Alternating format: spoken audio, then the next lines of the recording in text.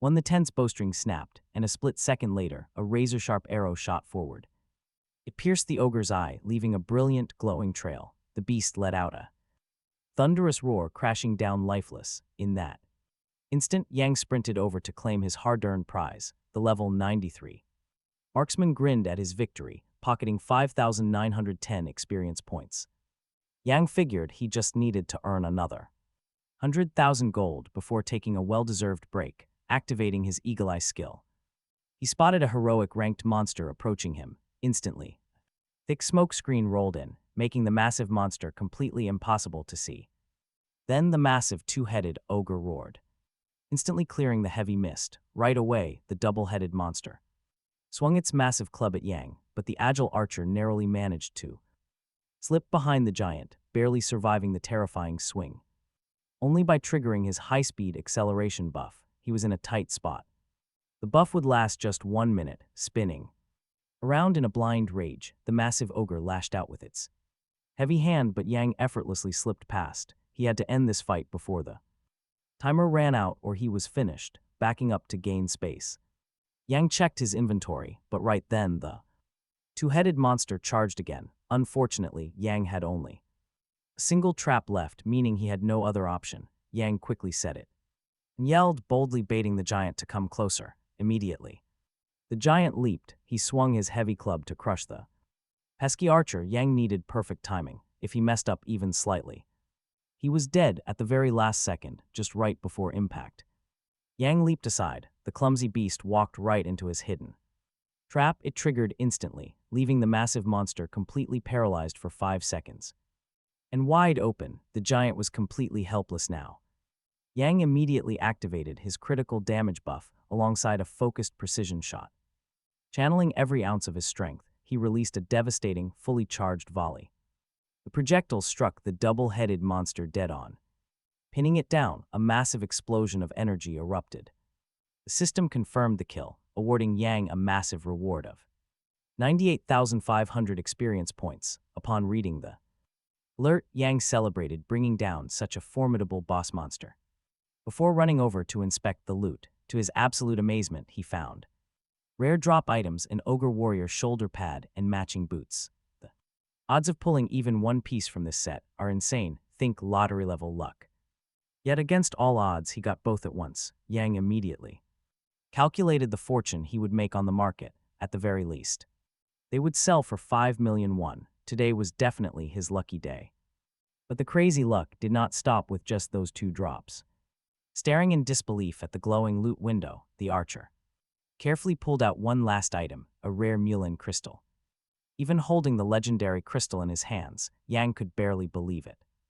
Yang could barely believe he had actually obtained it. Kylan, the top virtual reality game, launched 6 months ago, boasting over 10 million active players. It is an incredibly popular title that completely dominates the entire industry. When Yang first bought a virtual reality capsule to play Kylan, pouring in all his school tuition and every single penny of his part-time savings, once people found out, they straight up called him crazy.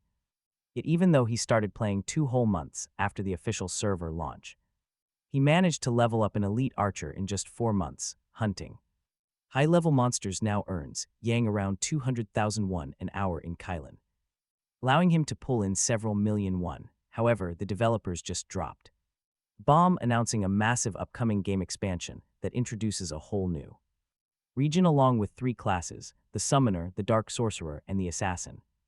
Kylan players were absolutely thrilled, yet upon hearing this massive news, Yuang warned Yang not to get too excited, since playing any new class would require deleting their current avatars. They simply cannot do that. After coming this far, instead, Yang suggested they hunt and hoard high-tier materials the moment the new zone opens. With enough luck, they could easily cover their upcoming college tuition. That was their solid game plan, but then the mulin crystal came into play, an ultra-rare item that unlocks a hidden class through an NPC. It is an unbelievably precious drop that he managed to loot from a fierce 2-headed ogre, but here is the catch. This legendary mulin crystal can only be used by characters under level 10 who have not yet chosen their path. Knowing this, Yang slumped. Why on earth did he find it now, when he is already level 93? Selling it would easily net him about 10 million won, but the game restricts trading completely, and to use it himself, he would have to delete his high-level archer. Just when he is finally making good money, right now, Yang faces a massive dilemma. What should he do after listening to this insane story? Yuang immediately yells that Yang is a complete idiot, asking him if he is just playing some kind of sick joke. Deleting a level 93 character like that is an absolute tragedy. Yuang barks at Yang, reminding him that his archer is currently ranked among the top 1,000 players in the country and sits in the top 100 archers. Yuang asks if he is really ready to lose that. Yang sighs, asking if his friend thinks he has forgotten his own rank, but this is a golden opportunity to unlock the very first hidden class of the new classes. He simply cannot bring himself to discard such a legendary drop. Yuang then notes that Yang should already know something about the hidden sniper class that was previously leaked. Besides, their own guild already has an active player with that specific class. Yang agrees, mentioning he actually ran a high-level hunt with him recently, so Yuang asks if Yang honestly believes the sniper outperforms his current archer class. Yang explains that because of their massive difference in character level, he cannot make a definitive judgment, but the sniper definitely has certain advantages. The class boasts an incredible attack range and far higher damage output compared to standard archers, although their reload speed is quite slow. Because of this limitation, Yang points out that the sniper's biggest struggle lies in dealing with large groups of low-level monsters. Yuang agrees with his logic, explaining that even if a hidden class does not mean it is overpowered. Yang understood that completely. Hearing that, Yuhyun shouted, asking why he would want to lose everything. Why start from scratch when he could easily keep hunting as a top-tier archer? He could easily make 1,000,000 gold a day. Yang just smiled and faced his friend. Then Yang asked a simple question: why was Yuhyun even playing this game? Puzzled by the unexpected question, his friend paused before replying he plays for fun. Yang grinned, calling that the ultimate answer, leaving Yuhyun completely confused by what he meant. Yang explained that the new hidden class would simply be a whole lot more fun. Yuhyun called him a total idiot, but realized there was no stopping him now. He promised to stop trying to talk his foolish friend out of his crazy plan. Since Yang had made up his mind, he just needed to give it his absolute best. As night fell, they ended their call, and soon Yang approached Kylan, the NPC merchant. The merchant sat waiting for customers until a certain legendary archer stepped up to him. Spotting the familiar high-level player, the merchant could not help but grin. The merchant asked what he needed, and Yang told him exactly what he wanted.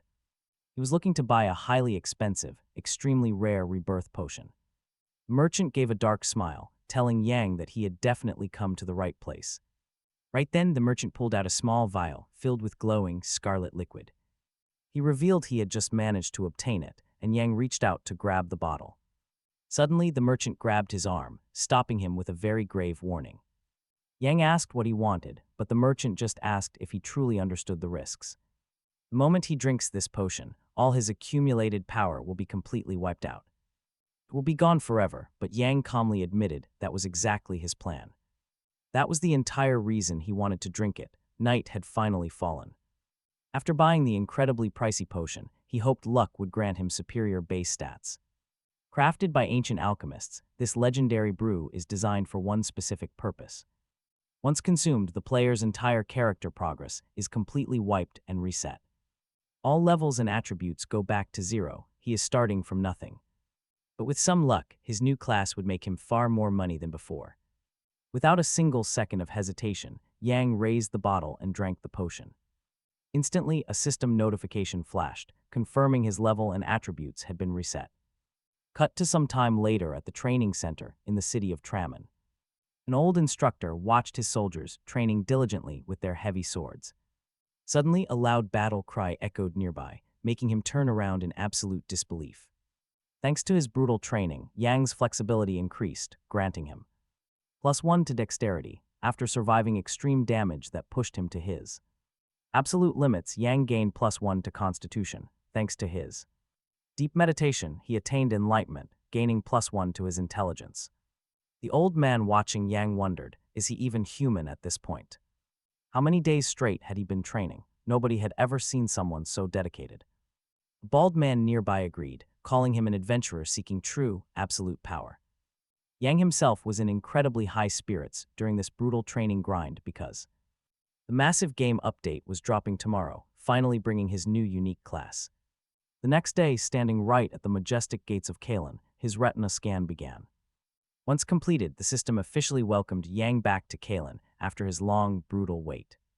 He finally logged into the game after its massive new update. Yan had already decided on his class, telling himself that his very first priority was to track down a summoner guild. After a quick search, Yan spotted the building. Stepping inside, Yan called out to see if anyone was around, but saw nobody at all. With the place totally empty, he realized he would be the first summoner here. Yan headed upstairs toward the guildmaster's office, which also doubled as the class change center. Approaching the master, Yan declared that he wanted to officially change his class to summoner. The old guildmaster warned Yan that this path was pretty brutal and not everyone had what it takes to control monsters. Yan said he understood, adding that he believed the class was just as powerful as it was tough to master. The master actually had to agree with the bold adventurer, since Yan was so determined to join their ranks. The guildmaster figured he would make a pretty worthy candidate, but first he had to ask one last question. Was Yan completely sure about choosing this particular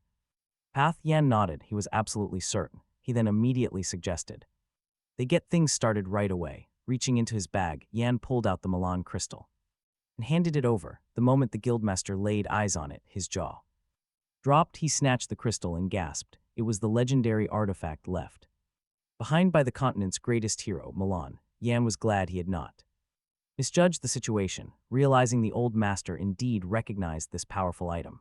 The guildmaster stared at him, admitting Yan was far more interesting than he first assumed. Reaching out his hand, the old master asked if Yan could do him a small favor. Naturally, Yan agreed to do whatever the master needed. The guildmaster explained that a rare blue-eyed wolf had just appeared out on the remote plains. His own son had recently become a summoner and desperately wanted to tame this exact beast as his very first familiar, so the master wanted Yan to track down and capture it. Hearing this, Yan was completely stunned. After all, the blue-eyed wolf was a legendary beast way past level 40. Seriously, why on earth was a high-level threat tied to a level 10 quest? The guildmaster sighed, explaining that because he was so busy, he could not leave to handle it himself. He admitted with quite a bit of shame that his young son was simply too weak to take down such a formidable opponent. Handing Yan a small pouch containing 5 scrolls, the master told him to weaken the beast as much as possible, then bind it with those magic scrolls. Since this particular wolf was still quite young, it should be a lot weaker than a fully grown, mature adult beast. Suddenly, a quest notification flashed before him. It was an E-rank challenge, unlocking that unique monster tamer class. Staring at those words, Yan's eyes lit up. This was the legendary hidden class he had been desperately searching for. Yan readily accepted the difficult quest, promising to bring back that blue-eyed wolf no matter what. The master thanked him warmly, hoping the young adventurer would return with good news. He quietly added that even if Yan failed, he could always return to the guild, provide him with some assistance. Yan is pretty surprised to hear this, meaning the quest will not disappear if he fails once. Since that is the case, he is ready to try and defeat that level 40 monster. Sometime later, at the Ramud plains, things look quiet. The monsters on these plains are generally level 10, and even if it is a blue-eyed wolf, it should not be too strong since it is still young. Besides, even though Yan is currently only level 10, resetting his stats gave him massive boosts, and after leveling back up to 10, his attributes are basically on par with level 30 players. As he approaches the quest location, Yan decides to scan for the wolf from a safe distance, and soon he spots it. To his absolute surprise, this wolf is only level 20, which seems like a total joke since his stats are so high, but even so, sending a level 20 monster against level 10 players is a bit much. Pulling a bow and arrows from his inventory, Yan wonders if all quests for unique classes are this difficult. In any case, now he does not have to worry about killing the blue-eyed wolf with a single shot, which might have happened at level 10. Yan draws his bowstring back, aiming right at the unsuspecting blue-eyed wolf. A second later, a sharp growl echoes as the blue-eyed wolf is suddenly struck by an arrow. Spotting the attacker instantly, the blue-eyed wolf immediately lunges straight at Yan. Now Yan is in a bad spot if he attacks the wolf. It will die, leaving him with only one real option, spinning around. Sharply, Yan simply punches the wolf right in the face. The wolf yelped, beginning to tremble and crouch down. Clenching his fist, Yan tells the wolf that for starters, he's going to beat the crap out of it. Honestly, nothing beats a brutal fistfight. He had almost forgotten just how good his fists really are. Yan begins pounding the blue-eyed wolf ruthlessly. The catch is, this monster's health pool has to drop to a certain point before he can use the binding spell, after thoroughly thrashing the beast. Yan takes out a scroll and casts the binding spell immediately. Afterward, the system notifies him that the binding failed. Yan is quite shocked by this, knowing that if he hits the wolf just one more time, it will simply die. What is the plan now? To keep the wolf alive, he needs to heal it a bit. Yan pulls out some meat, ordering the wolf to eat. If it does not want to die, as soon as the wolf regains some strength, Yan tells the terrified beast that it is time to get back to the beating. Bowing its head, the once mighty blue-eyed wolf actually starts weeping. It has completely accepted its grim fate. After a brutal beatdown, Yan finally manages to seal up the blue-eyed wolf with a scroll. He lets out a weary sigh. Even though it took longer than planned, a beating always works. Since he spent so much time on this, Yan assumes that quite a few players have already switched their class over to Summoner. He needs to hurry back to the guild. The Summoner Guildmaster is shocked that Yan is already back. He figured the quest would be incredibly hard. Cutting the Guildmaster off, Yan agrees and mentions that the wolf turned out to be pretty stubborn. Then, holding up the scroll, Yan says he tamed it. The Guildmaster cannot believe his own ears, but a second later, he jumps up and yells, "Did you really tame the blue-eyed wolf?" Yan replies that it is exactly as he said. Yang asked if something was wrong with that, making the Summoner's Guildmaster shout in pure disbelief. Honestly, it really was a shocker. This tamer's first quest should have been a total failure, but somehow he succeeded. Yang asked if he could finally become a tamer, but the Guildmaster immediately replied that he could not, since a regular tamer class was not right for him. Yang apologized, since he honestly had not understood what the Guildmaster meant. After that, the Summoner's Guildmaster asked Yang if he would like to follow the path of a master. Suddenly, a new system window popped up right in front of Yang. Guildmaster Kane was amazed by the young man's raw potential and wanted to personally guide him. Yang was absolutely shocked by this proposal, since he had never heard of a hidden class quest unfolding like this before.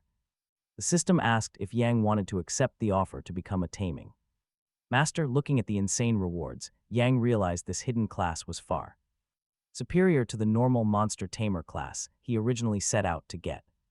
Naturally, Yang accepted without hesitation. He wanted to become a taming master. The moment he agreed, a massive bolt of lightning struck him, wrapping him in energy as his class officially changed. New attributes like affinity, taming, and leadership were unlocked, along with 500 reputation points. Right now, he is a level 1 novice with 0% mastery.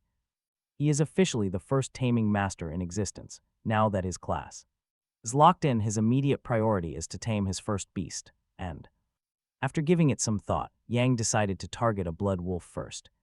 Just like he planned, he wants to be the first player in Kalen to pull this off. Sometime later, he arrived at the blood wolf habitat, ready for the hunt. But get this, the second Yang arrived, he saw something completely unexpected. As it turned out, plenty of other players had already switched to the Summoner class too, and they were all desperately trying to capture the same wolf.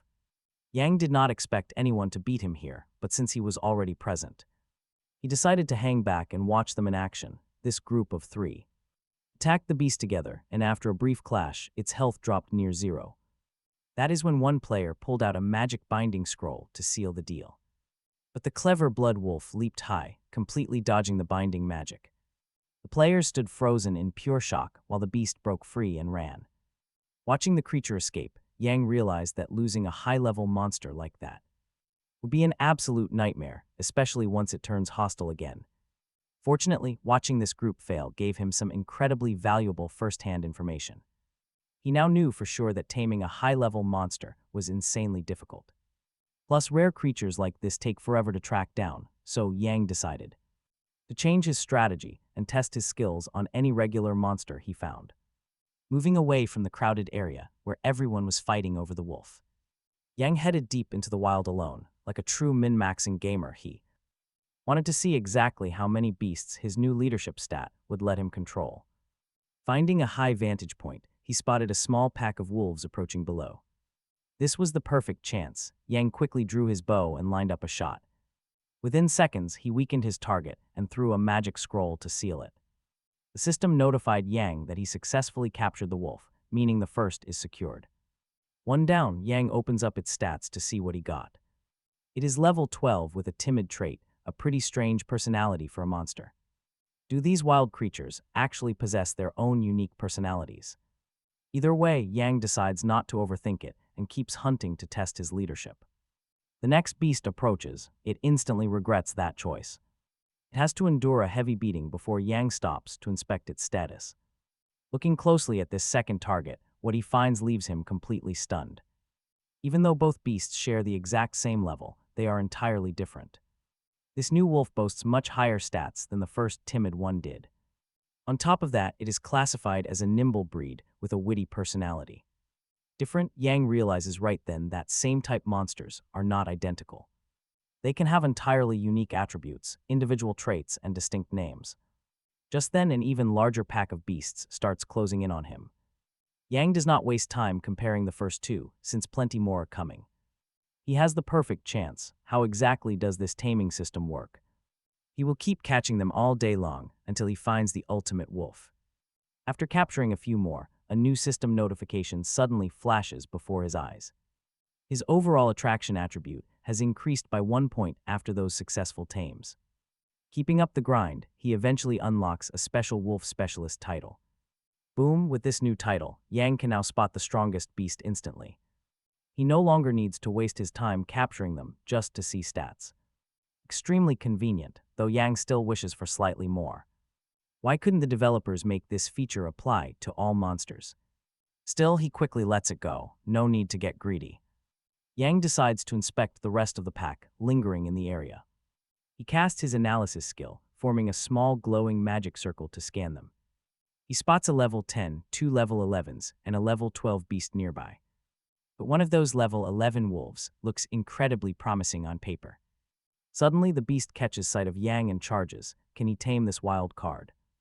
No panic, he calmly wonders how he should play this out. The angry predator growls and leaps, but instantly regrets picking this fight. Once it finally backs down, Yang knows the creature understands who is boss. Since its health is extremely low, he goes ahead and triggers a grapple. Even though it is only level 11, it is remarkably different. This beast actually outperforms every single level 13 he previously caught. But the absolute best part is that this particular beast can actually evolve. Evolvable, having a partner like this means he can ignore others.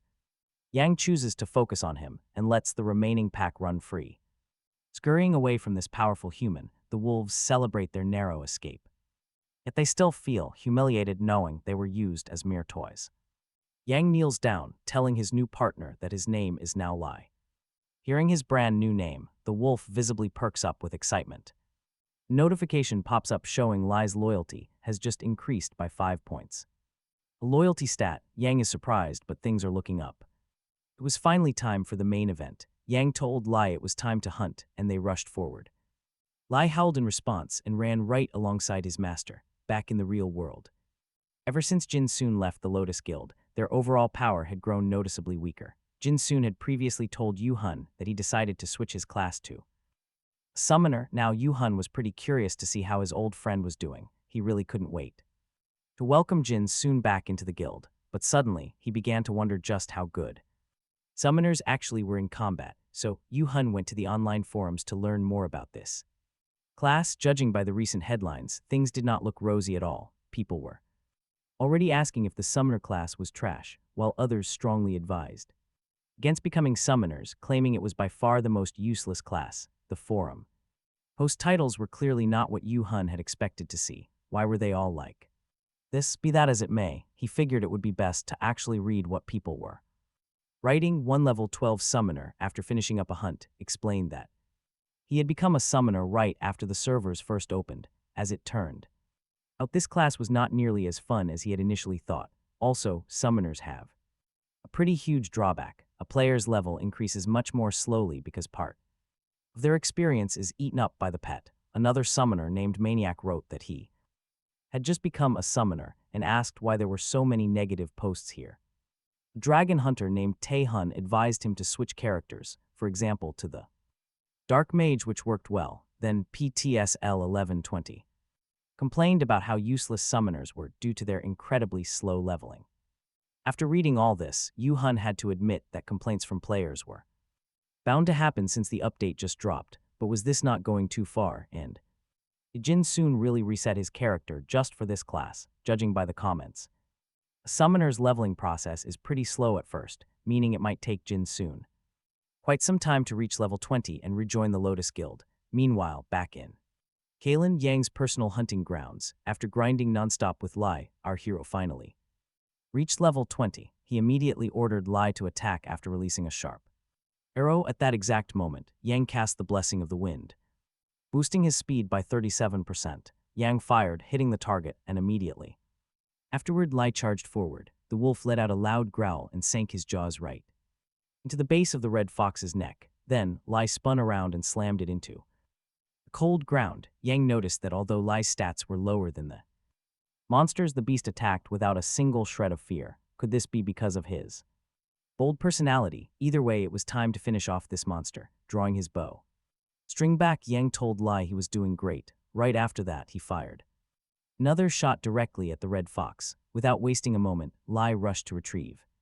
their hard-earned kill. The system notified Yang that they had defeated the red fox, for which Yang and Lai each received 265 experience points. Hearing this, Yang realized that monster experience was split completely evenly between them, so Yang decided that his absolute first priority would be getting Lai up to level 15, and since that was the plan, it was time to move on to the real training. Yang used the beginner's training skill, asking Lai for a paw. The wolf wondered if he really had to do this routine right now. Either way, his understanding of his pet improved by 10 minutes and the beginner's training went into a 35-minute cooldown.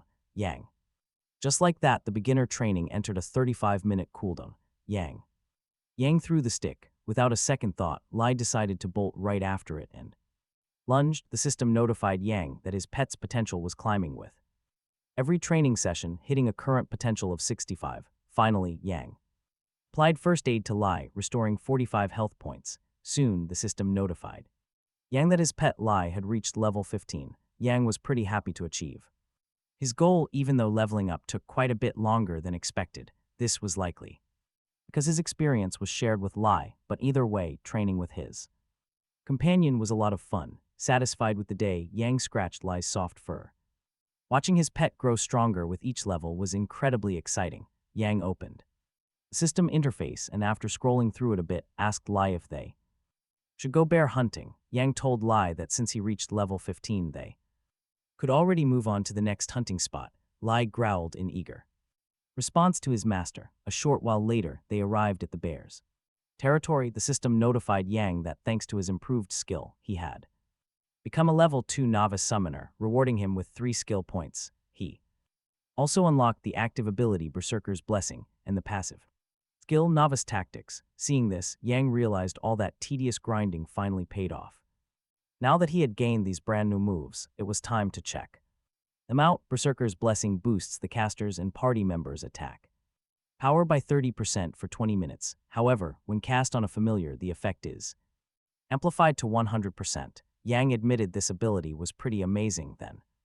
Open the description for Novice Tactics. This passive skill boosts leadership and taming by 10%, while also increasing Lai's overall understanding of battle commands. Since his leadership stat increased by 10%, Yang figured he might even be able to capture a bear. If so, why not try catching one? Looking at the 3 beasts below, Yang wondered if any of them could actually be stronger than Lai. After a brief scuffle, Yang grappled one of the bears. Since his leadership had increased significantly thanks to his rookie tactics, he managed to secure the capture after all. Now that he had it, he could compare its stats directly to Lai's. After glancing at the screen, Yang was absolutely stunned by his discovery. Let's be real, is Lai even a normal wolf with attributes this ridiculously high? At level 15, Lai already surpasses a level 38 bear. Besides, Lai could evolve. Thinking About that future transformation, Yang couldn't wait, since his pet was so far superior to this bear. Yang decided to release it, with the stats comparison complete. Yang asked Lai if he was rested and ready. After all, they needed to continue their grind. Yang cast Blessing of the Wind, along with Blessing of the Berserker.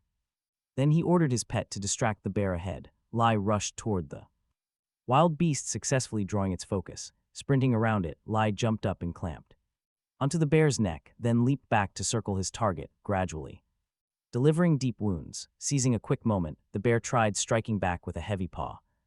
But Lai easily dodged the blow. Seeing his pet dominate, Yang urged him to keep up the pressure. As it turned out, those rookie tactics were incredibly sound. And Lai clearly understood exactly what to do next. Yang fired a supporting arrow, while Lai delivered the final blow. Just like that, the massive level 40 bear crashed down the system. A fresh notification popped up, showing that Yang's pet wolf, Lai, reached level 19. Yang was thrilled, and Lai even let out a joyful howl. Patting his loyal companion, Yang told Lai to keep growing big and strong. Then he glanced over at his system interface, only to realize once again that his leveling speed was just too painfully slow. This meant that starting from level 20, he would have to take on active quests to speed up his progress. In any case, he was totally done grinding for the day. Sighing and stretching, Yang muttered that even a gaming life required some pretty careful planning. Meanwhile, back in the real world, Jinsen had just stepped out of the shower. He told himself he should check the game forums before heading to bed, logging straight in, fully expecting the internet to be full of players whining about the summoner class, posts saying summoners are useless or that leveling up is way too slow and that summoned beasts are too weak, the usual complaints. Jinsen actually agreed that sharing experience with a pet made things pretty slow. But even with that penalty, there was just way too much crying on the forums. Jinsen wondered if there were any reviews from players above level 15, since that was the milestone needed to upgrade summoner skills. But what soon surprised Jinsen was that there were absolutely no level 15 summoners yet. Since he himself was already level 20, there should have been plenty of level 15 players active, but he could not find even one. The only exception was a level 13 summoner, so Jinsen decided to check him out. Turns out, his skills like wind, blessings, and first aid were the exact same, but a skill called possession was new. Through this skill, an ordinary summoner completely absorbs their pet's soul, gaining 30% of its raw attributes, but that absorbed creature cannot be brought into battle anymore. It sounded like an excellent skill on paper. A core summoner feature, plus when active, experience is not split between player and beast, allowing for much faster leveling. But why would anyone absorb a companion that can fight on its own? Besides, the stats transfer with a massive penalty. The absolute worst part, in Jinsen's eyes, was that the pet's level never increases, which completely defeats the point of playing as a summoner. Even though he did not have this skill, he did not want it anyway.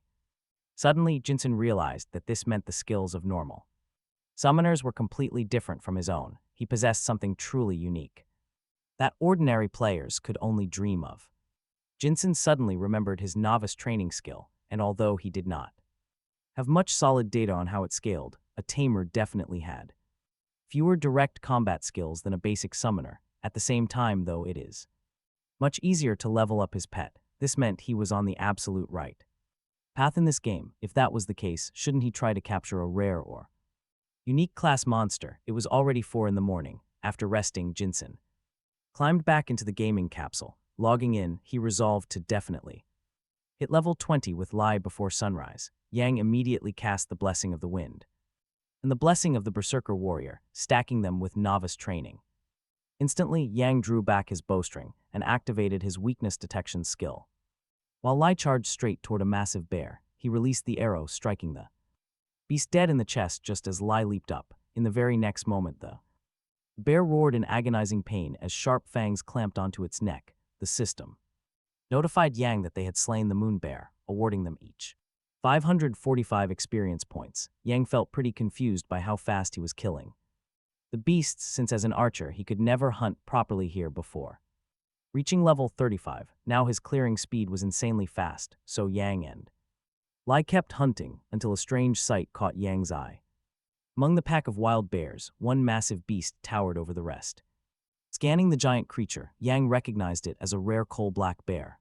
It was the exact unique monster he needed, and Yang could not wait to try capturing it, but then a cold system alert appeared. His leadership was too low, completely denied. Just like that, his excitement came crashing down. Releasing his last pet meant nothing. He still couldn't tame this unique boss. Yang decided he would stock up on capture scrolls the next time he visited town. For now, it was time to fight. Yang aimed and drew his bow. He targeted the coal-black bear's weak spot on its chest, and Lai charged ahead. Now that Lai fought with incredible strength, Yang felt confident that level 38 monsters were no match for them. Suddenly, the giant coal-black bear lunged at the wolf, but Lai nimbly dodged, circling his massive target with ease. Seizing the opening, Lai leaped onto the monster's back and bit deep into its neck. The system rang out, confirming they had defeated the elite coal-black bear, for which they received 1,045 experience points each, and Lai had also reached level 20. Yang smiled as their main goal was finally within arm's reach. You see, the primary game features in Kalen only unlock once you hit level 20, bringing access to guild registration, dungeons, imperial quests, and much more. After bringing down a rare level 38 boss, Yang eagerly checked the dropped loot, finding moon bear meat, a heavy bear hunter's hammer, and a strange coal-black necklace. Only that mysterious accessory caught Yang's eye, as he had never seen anything like it before. Using an appraisal scroll to uncover its secrets, the ancient item turned out to be of completely unknown origin, beautifully forged from obsidian as dark as the deep abyss. The necklace boosts total vitality by 15% and reduces skill cooldowns by 20%, though Yang had already bought a solid necklace at the auction while prepping for his class change. This new drop was vastly superior. It marked his first truly legendary find since resetting his entire character. Yang already had decent gear, but what really shocked him lay elsewhere. He noticed that Lai's stats had shot up by an impossible amount. Checking the screen, his pet's attack had increased by 4, defense by 2, along with agility. Yang simply could not understand these strange growth numbers. Did beasts truly gain this much power as they leveled up? Even if that was the game's logic, the scaling made absolutely no sense. There was no clear pattern, making him wonder if the growth rate was randomized. Yang pulled up the game info to figure out the truth behind it. After digging through the system, the answer was right in front of him. It all came down to potential. The secret to Lai's rapid development was a potential stat boosted by his special novice training. Every time their potential attribute increases by 10, the growth rate of other stat surges. Honestly, this novice training skill is totally broken. He was completely right. This hidden class has insane, unique abilities. Every monster possesses a potential attribute, and it is this exact stat that determines how fast their other attributes grow when they level up. In other words, their ultimate class is determined by potential, and beginner training increases it. Realizing this, Ian decided to dump all his skill points into novice training. After maximizing the skill to level 5, it evolved into intermediate training. When used, the target creature gains a special 15-minute training status, along with an improved understanding of their master's direct commands. The pet's potential increases with constant training, and as that potential rises, the intermediate training ability gets stronger, lifting a massive weight right off his shoulders. Suddenly, everything felt lighter because he had kept those skill points, instead of spending them all on catching that unique bear. Plus, he finally solved the entire mystery behind monster attributes. Checking his pet's stats, Ian saw that Lai had a current potential of 94, meaning his companion would soon hit the 100-point mark. Suddenly, his alarm went off. He had spent a whole hour lost in thought, realizing he and Lai needed to start leveling up much faster now. After logging out of Kailan, Jinsung grabbed a quick snack. He quietly admitted that if he studied with this kind of intense focus, he would probably be a doctor or a lawyer by now. But hey, no point in dwelling on that now. But just like that, our boy gets completely distracted by a video showcasing a dark mage class where the summoned skeletons looked way too cute. Out of nowhere, his phone started ringing loudly, which was pretty weird, because absolutely nobody was supposed to be calling him right now. On top of that, it was an unrecognized number. The caller on the other end asked if this was Jinsung, and he confirmed that it was. She introduced herself as Jae-hyun, a teaching assistant from the university's virtual reality department. Surprised by the sudden call, Jin-sung greeted her politely. Jae-hyun explained her reason for calling, asking if he knew Professor Lee. He said yes, of course, since the man was the head of his department. Jae-hyun then dropped the bomb. The professor wanted Jin-sung to call him back immediately. Jin-sung panicked and stammered, asking if she knew why. Jae-hyun replied that it was almost certainly due to his terribly poor grades. Hearing this, Jin-sung dropped the phone, clutched his head, and lost his mind. Was this really the end? Was he getting expelled? Desperate, he asked Jae-hyun what would happen if he just ignored the request and did not call back. She warned him that the professor would send his official report card straight to his family home, and no, that did not mean his cheap rented apartment. This was an absolute disaster. If his father ever laid eyes on those grades, the disappointment would be unreal, and his life would be effectively over.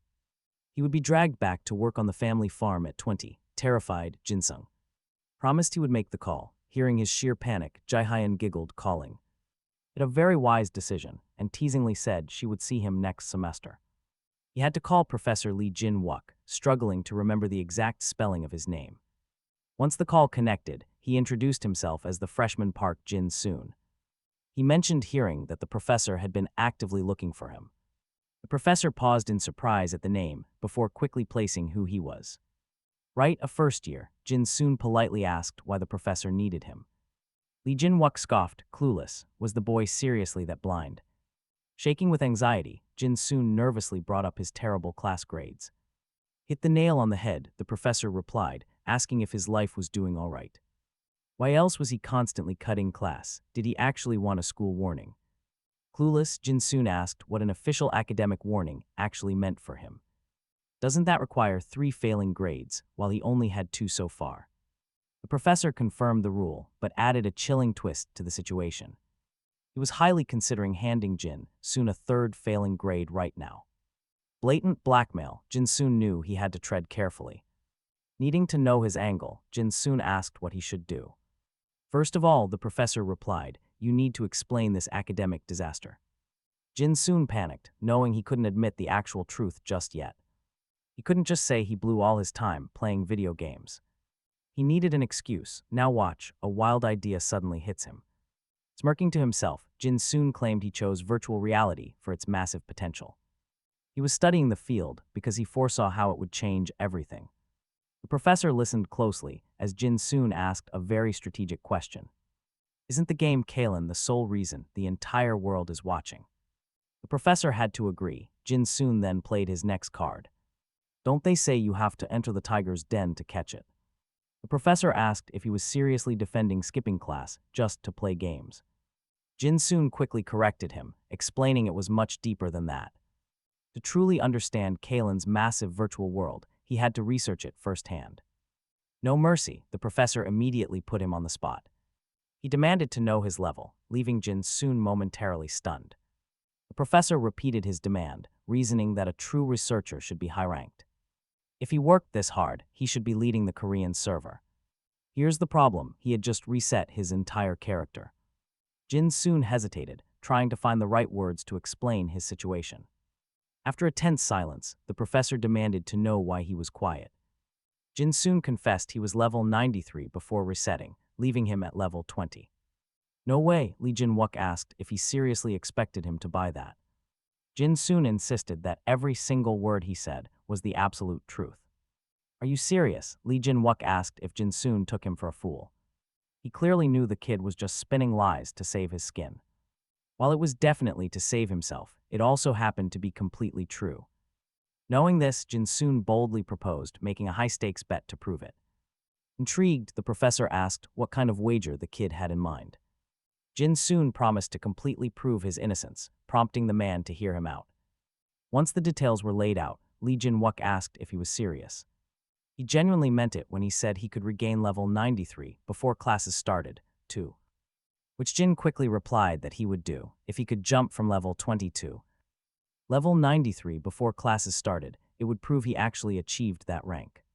Since he put it that way, the professor agreed to the wager, admitting that he had a strong interest in Kailan. If Jin won, he would withdraw the academic warning. but if Jin failed, not only would he get academic probation, but his parents would also receive a surprise delivery in the form of his failing grades. Jin understood. The professor added that Jin must also attend every single lecture without complaining. Gritting his teeth, Jin agreed to even the odds. The professor promised that if Jin won, he would no longer have to attend his classes and would receive straight A grades instead. Professor Lee Jinwook offered this deal because he was positive it could never happen. Still, the professor's words lit a competitive spark in Jin's eyes. Jin asked if the professor truly intended to keep his word, to which the professor replied that he would keep his promise if Jin did the same. Jin thanked the professor for agreeing and promised to get it done no matter what. He was secretly thrilled, even though the bet seemed completely unrealistic. In high spirits, Jin climbed straight back into his Kylan game capsule. Seeing his master lie happily howled, Ian patted his loyal pet and said that by the looks of it, they were going to have to work hard. His original plan was simply to reclaim his previous rank before school started. Now, however, he could bypass academic probation entirely during his first semester and, most importantly, secure an easy A talk about a massive win-win. He had to do it. With him logged back in, his first step was approaching the registration NPC, declaring his intention to join a guild. The officer noted that he had already reached level 20 and asked which guild he wanted to apply to. Ian replied that he wanted to join the prestigious Lotus Guild. The man was utterly shocked to hear this. He explained that the minimum level for new Lotus members was 60. He could certainly submit an application, but a level 20 character would likely face immediate rejection. Ian told him to submit it anyway. After all, the Lotus Guildmaster is his best friend, and he gets along perfectly with all the members, so what could possibly go wrong? The registration NPC confirmed that he had submitted the application on Ian's behalf, and once the Guildmaster accepted it, Ian would be automatically registered. Since his application was officially sent, Ian opened his interface and wondered if he should message Yuhyun to ask him to approve the request, but it turned out Yuhyun was currently offline. There was no need to rush anyway, as they would accept him the second they saw it.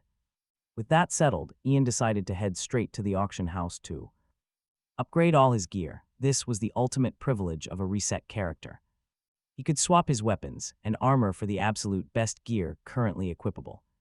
Ian recalled a crucial detail: a summoner's bonus stats do not boost direct combat power. Instead, they enhance skills like monster training. In the future, his reliance on pets would only grow. Just how strong could they get? He searched the shop, anything to boost his pet's combat abilities.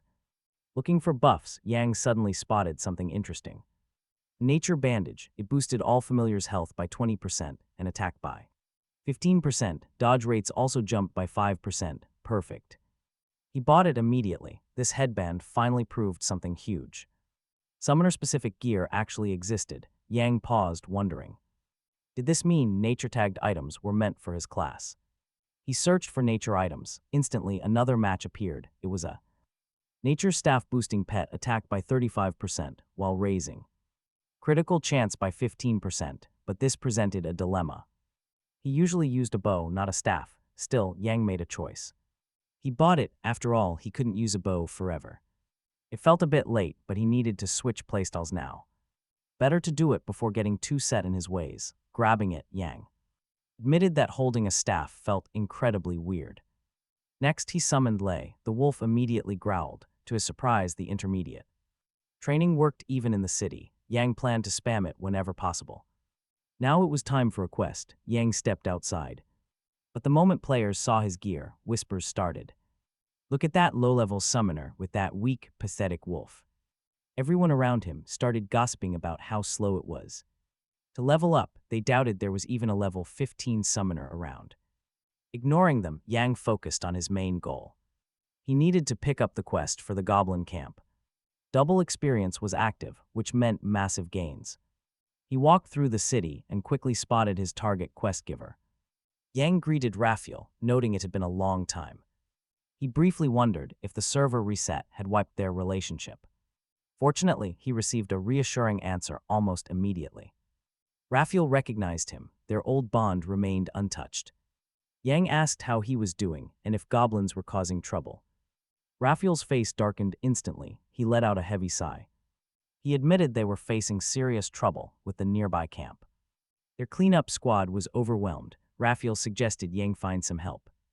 Maybe a mercenary buddy. Yang smiled, offering to handle it alone. Raphael appreciated the offer, but strongly advised against going solo.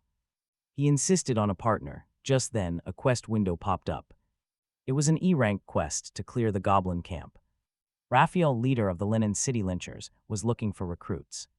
But there was a catch. It required a party of 2. Rewards included gold based on contribution, plus double experience points. It turned out that Yang remembered every single detail perfectly. But a major roadblock stood in his way. This was a group quest. Who could he possibly invite to join him? Their guild had almost no low-level players below 40. Yang hesitated. Delay the sweep until finding a partner, but Raphael offers a better solution. He says he can handle it and asks Yan to clear out the goblin scouts. Just like that, Yan gets an E-rank quest to hunt canyon scouts. The prize is Executioner leather armor, and Yan eagerly promises to help. Raphael thanks him, calling it a huge help, while Yan calculates the travel time. A 30-minute round trip is a bit of a hassle, but he will do it anyway.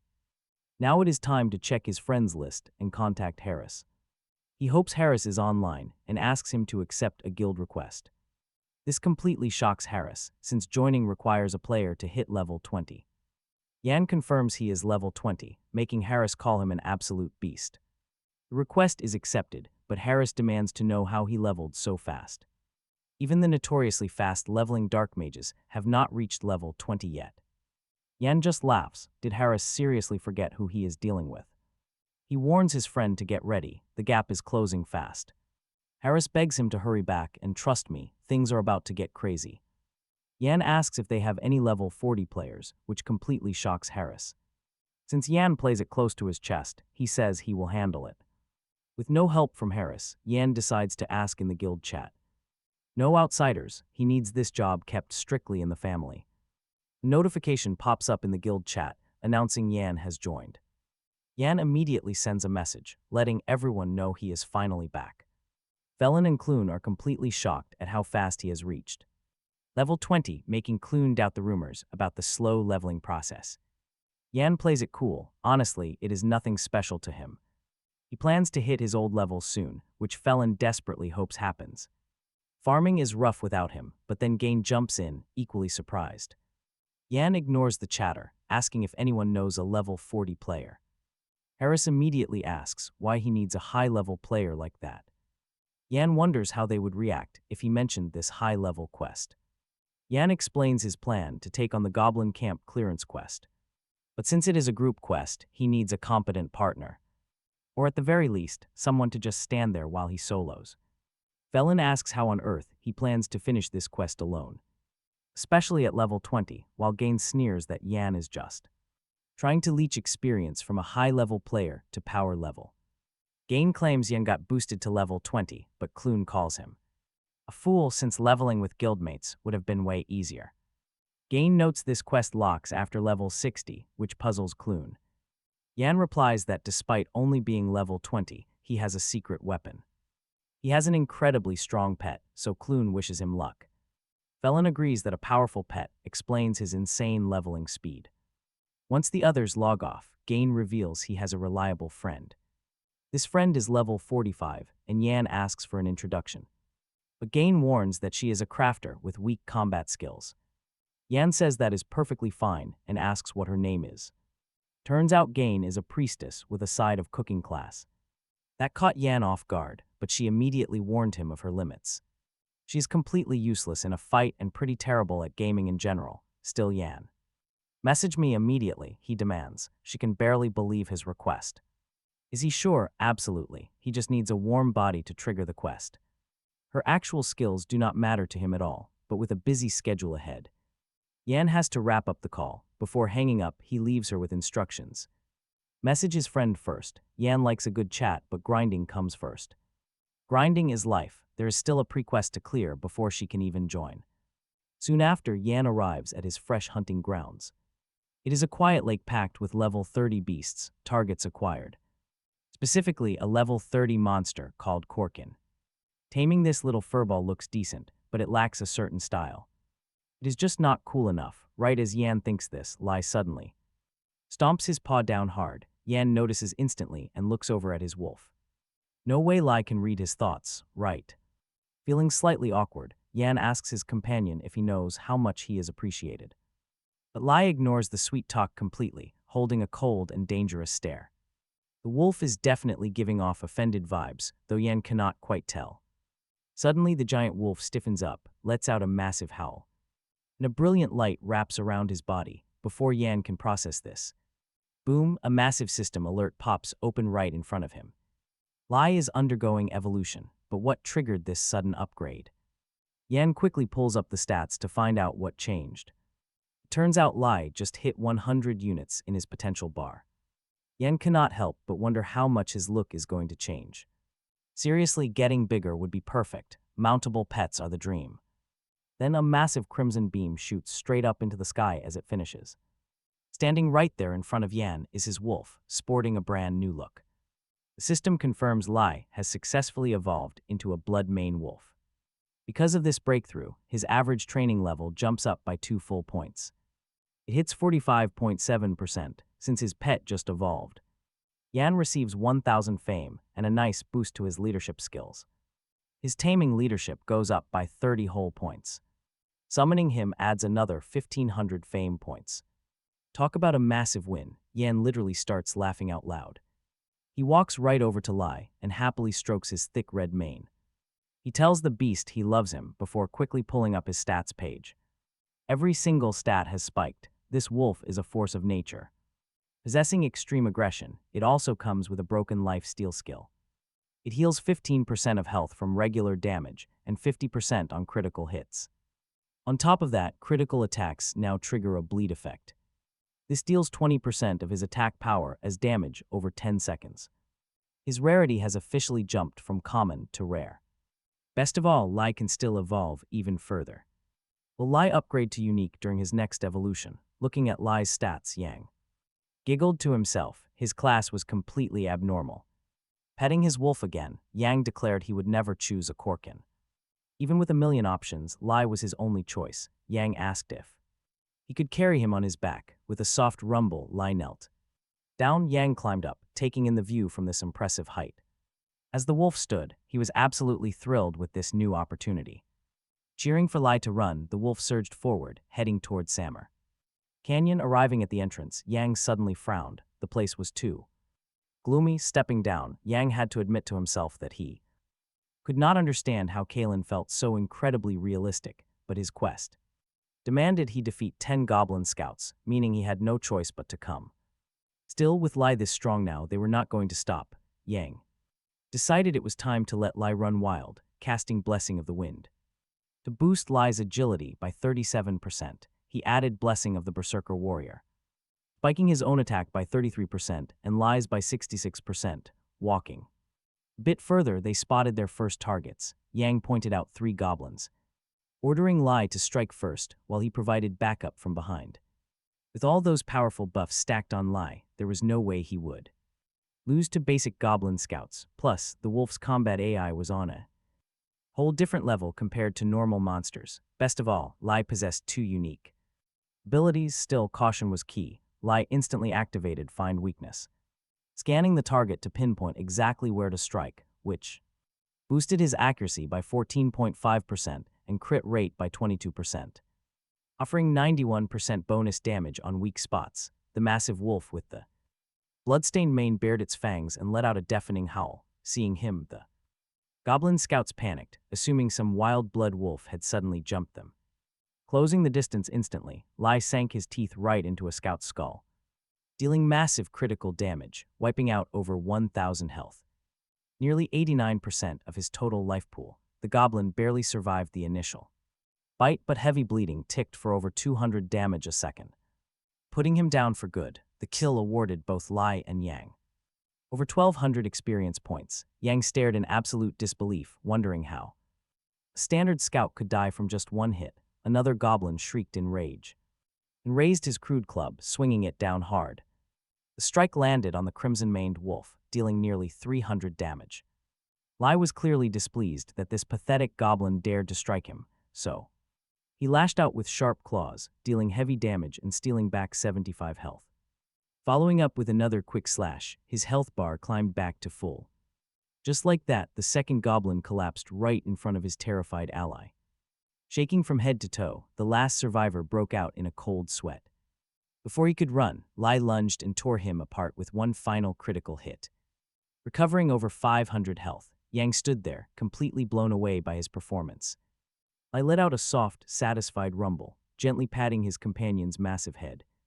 Yang gave him a warm hug, leaving the fierce wolf looking surprisingly flustered. That fearsome wolf was history. Soon, Yang and Lai spot more goblins for their next round. Yang casts support buffs on Lai, sending him straight back into battle. Lai easily crushes the scouts, while his master takes a quick break. He lounges lazily on a rock until Gain suddenly pings him with an urgent message. Gain asks if Yang is free right now. Yang quickly waves Lai to stop fighting. He tells his summon to get over here, then shoots a reply back. He is ready to talk. Gain texts back saying his girlfriend just agreed to join Yang's quest. Yang immediately thanks his friend for the help and asks what the girl's in-game name is. Gain says her name is Harin and tells him to send her a message. But Gain still wants to double-check and make absolutely sure that Yang truly does not mind. After all, Harin cannot fight at all. Talk about bringing a cook to a battle. Yang tells Gain not to worry because he just single-handedly cleared an entire canyon today. Gain is stunned. Did he seriously hunt there all alone? Yang boasts that he wiped out every scout goblin and leveled up 5 times. Gain can barely believe his ears, immediately suspecting some kind of crazy cheat or game bug. He warns Yang that he cannot help if the system bans his account for hacking. Yang laughs it off, insisting he is playing completely fair and square. Since Yang is so incredibly confident about it, Gain decides to trust his friend's word. He jokes that Yang will reclaim his old high level in no time. Yang silently vows to hit level 100 in just 2 months to beat Cain. His plan is to reach level 50 in 15 days, then level 80 in 15 more. Reaching level 100 in the final month is the only way to win. Plus, that separate wager with his professor gives him an extra boost of raw motivation. Yang pulls up the player registry to search for Gain's girlfriend, Harin. He shoots her a friendly greeting, asking if she is indeed Gain's partner. Harin happily replies that she is Gain's girlfriend, adding that she is thrilled to meet him. She mentions she is currently at the Lucan blacksmith repairing her gear. Yang asks her to stay at the blacksmith shop for 10 minutes until he can get there. 10 minutes later, Yang makes it back to the local blacksmith shop. Looking around the busy street, he spots a girl waiting by the wall. Approaching her, Yang greets her and mentions that Gain had told him all about her. He tells her his name, and Harin introduces herself in return. She mentions hearing a lot about him. Yang asks if they are dating. Harin blushes, replying that they are not quite dating, but are definitely very close companions. Since her equipment is fixed, she is completely ready to head out. She asks if Yang is good to go, and he confirms he is ready. He then asks if she has a specific reason for taking on the dangerous goblin camp quest. Harin explains she needs this clear to enter the Grand Castle. That is where she can get a quest from Duke Trappin's personal chef. A chef's quest, Yang is pretty baffled by that and asks why she would ever need it. Harin smiles, explaining that her special class is a cook. Yang already knew. Gain told him, but Harin admits she is also a chef in the real world. Yang notes that rumors say cooking is not the easiest class, but her real-world background should help. That should make things way easier for her. Harin then speaks up. She notes it makes things way more fun. Yang remembers how real-life skills directly affect someone's performance in their game class. He tells her that either way she is actually the very first chef he has met in Kalen. Then he asks if she can whip up something amazing for him next time. Harin is absolutely thrilled and happily promises to do it. After meeting up, Yang heads over to Raphael, who immediately notices Yang managed to find a teammate. Even so, the veteran leader warns that just 2 players clearly won't cut it, but since he already knows Yang's real strength, he decides to trust his judgment. Raphael explains that the main vanguard group just left. If they move fast, they can easily catch up, with them suggesting they team up. Just then, Yang receives an E-rank quest to clear out the annoying goblins in Samur Canyon. Raphael, heading the local forces, asks them to join the vanguard to help wipe out the main enemy camp. This time around, the quest details look a bit different from usual, and it seems like Yang's lateness is to blame. Fortunately, the actual quest rewards are exactly the same. Yang quickly checks if Heron received the same notification. On her end, she nods, confirming she has, since they are officially registered. They need to set off immediately. Yang casts his pet summoning spell, and Heron instantly flinches at the sight of a massive wolf. Yang quickly tells her not to worry because it is his pet, not a monster. Heron asks if it is really just a pet. Hearing her question, Yang asks if there is something wrong with having one. Seeing the wolf, Heron realizes he must be a summoner. Right after that, she remembers that it has only been a couple of days since these new classes even dropped. Yet Yang has already taken on a high-level mission. He claims he was just lucky because this wolf is incredibly strong. Thanks to its power, he managed to level up fast, making these goblins a total breeze. Still, he feels pretty awkward using such a cheap excuse. If he admits he is only level 25, Heron would definitely refuse to party up. Surprisingly, Heron confesses to Yang that she actually envies him. She is level 45 but still runs away whenever she encounters simple goblin scouts. Yang can barely believe his ears. Does this girl really trust his sketchy excuse? Talk about being completely gullible. He figures it is likely because of her crafting class, since cooking is still so unoptimized. It makes sense that level 45 means nothing if you only craft.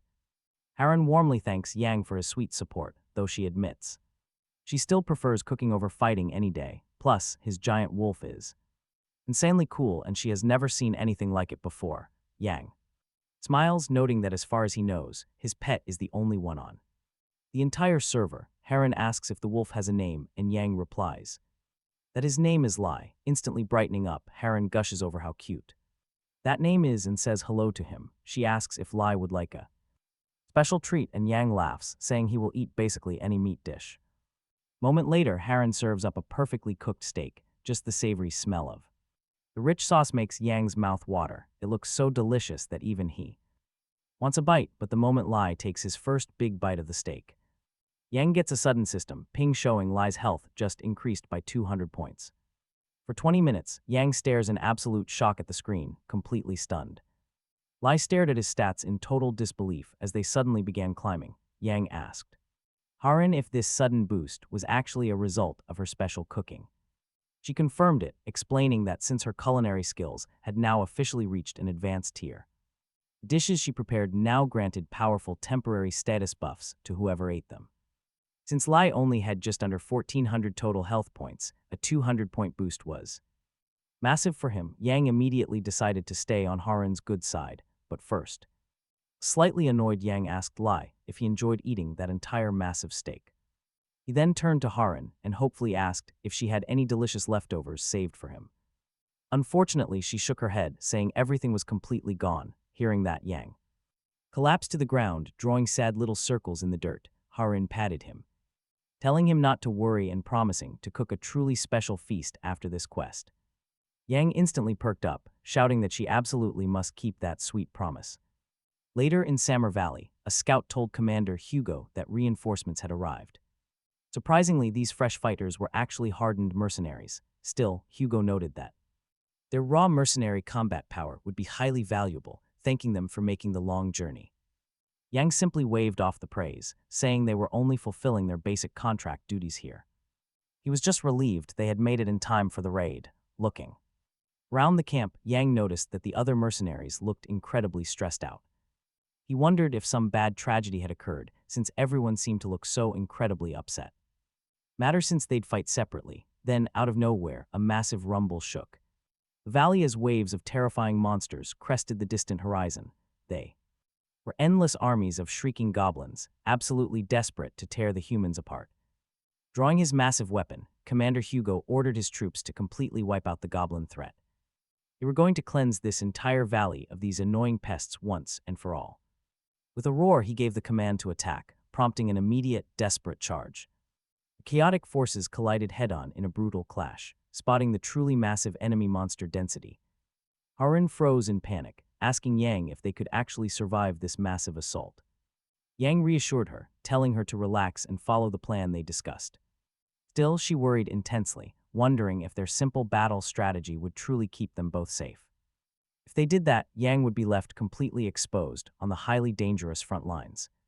Secretly excited to farm some easy experience, Yang explained that it was totally fine, because her defensive shields and powerful ancient buffing stat boosts would surely keep him completely safe. Paradoxically, Haren's anxious and careful nature had made her a master of defensive shields.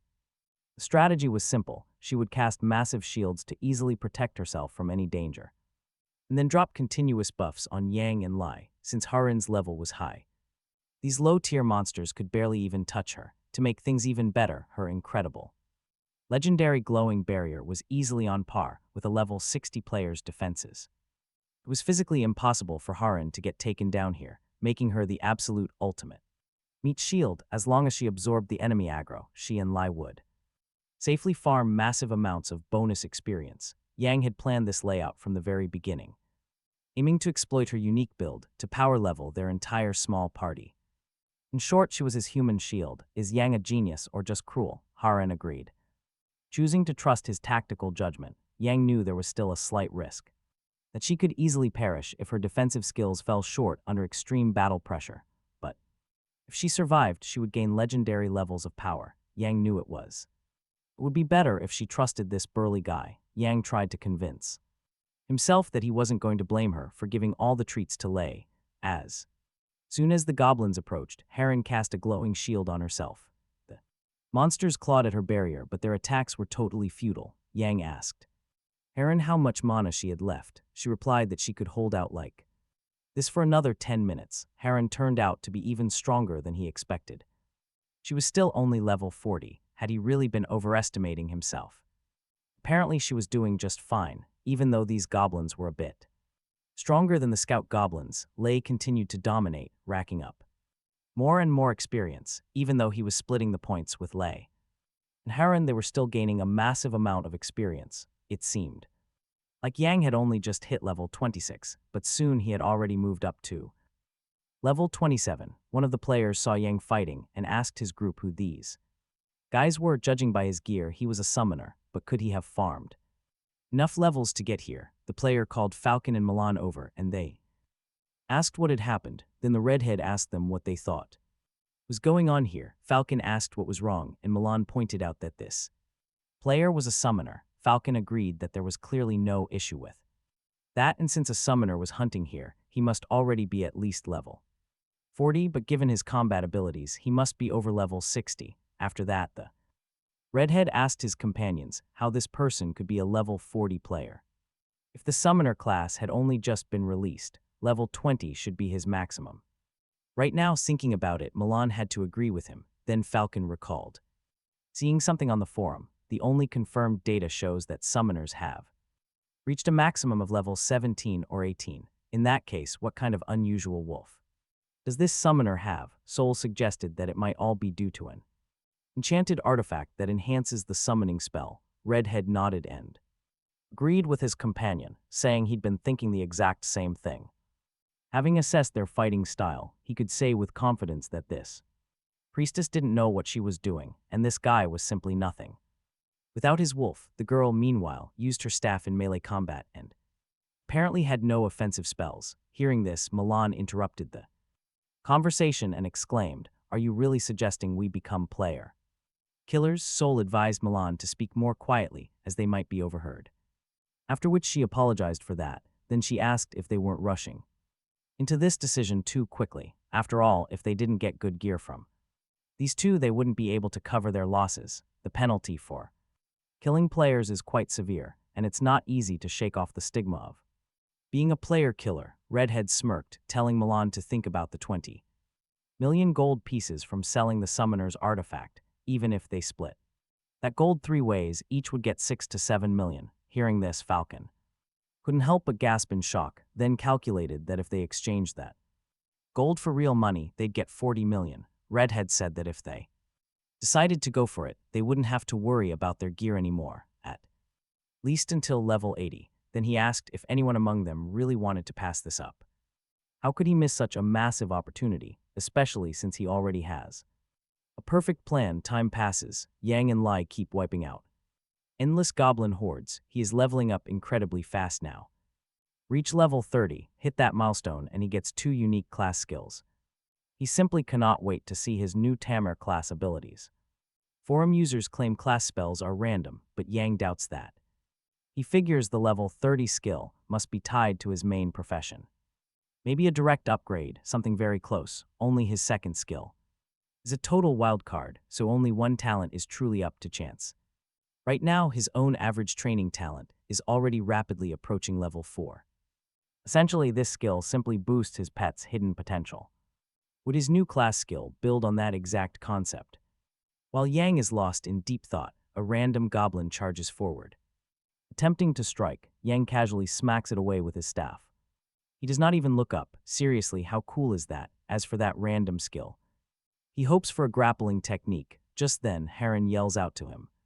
She only has 5% mana left. He tells Lai to protect her.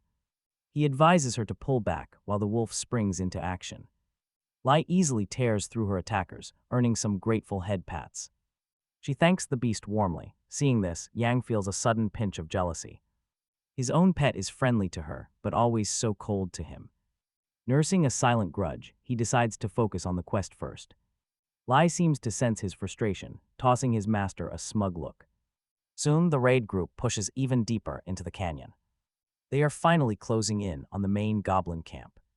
The goblin chieftain marches out of his tent, absolutely furious.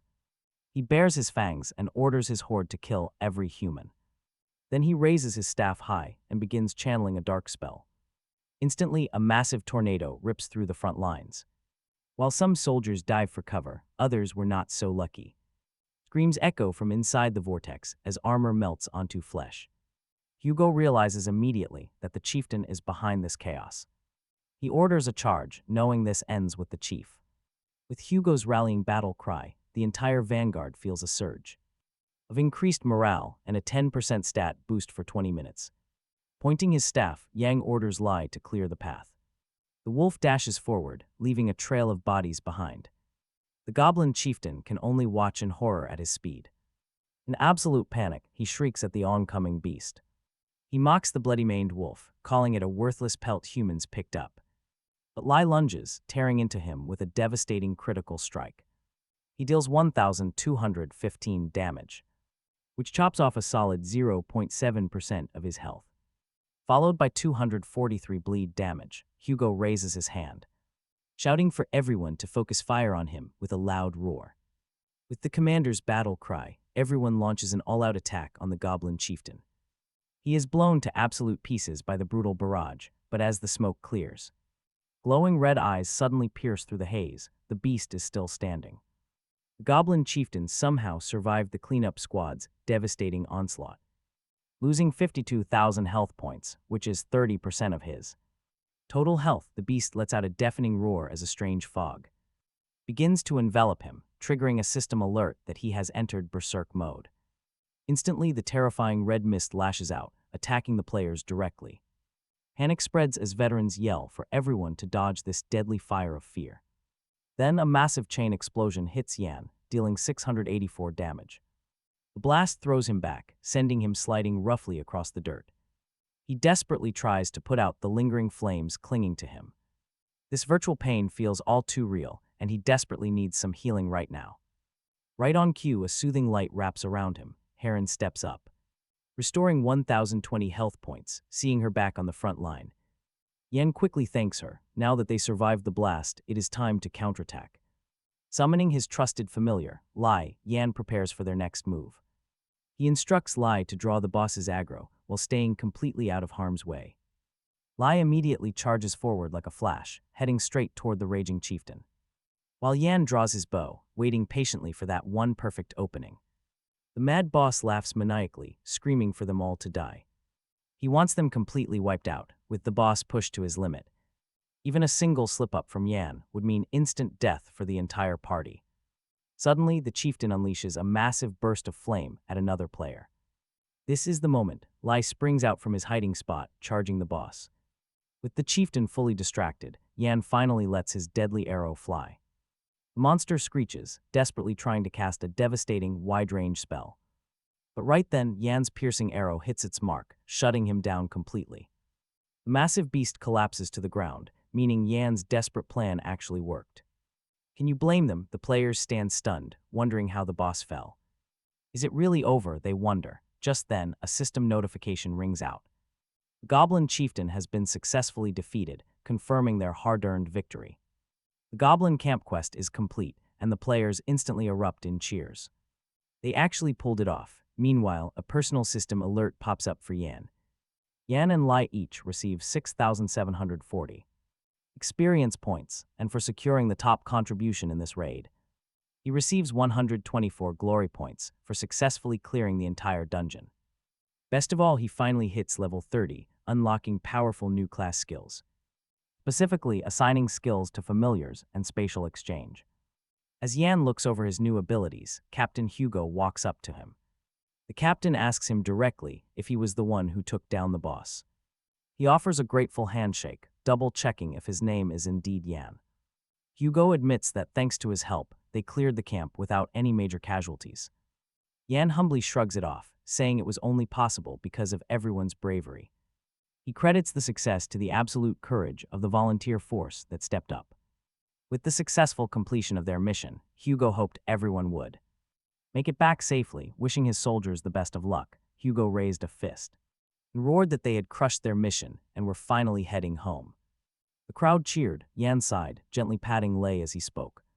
How they were finally finished with this mess. Then he sat down, opening his menu to review the brand new skills he had just unlocked. This first ability lets him grant a random skill to his companion once a day, which is pretty handy.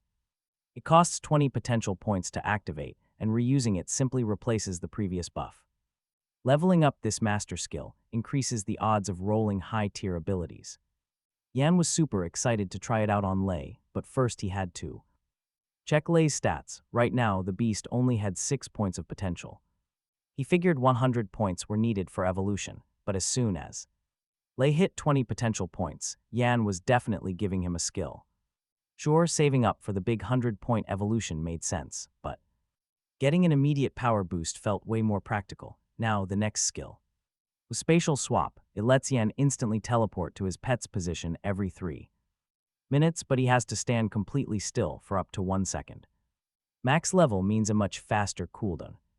Yan felt a bit let down since he wanted an offensive or capture ability. But these utility powers were still incredibly useful, making him pretty satisfied overall. Just then Haran came jogging over, waving to get his attention. She bowed politely, thanking Yan for helping her wrap up the difficult quest. Yan laughed, telling her it was no big deal because she did most of the heavy lifting anyway. Haran shook her head. Without him, they would have definitely failed, so she was truly grateful. Yan just smiled and patted Lei on his broad back, admitting his giant pet did all the real work. Haran agreed, saying Lei completely blew her away with his beastly combat moves. She reached out to pet the massive beast, whispering a soft thank you.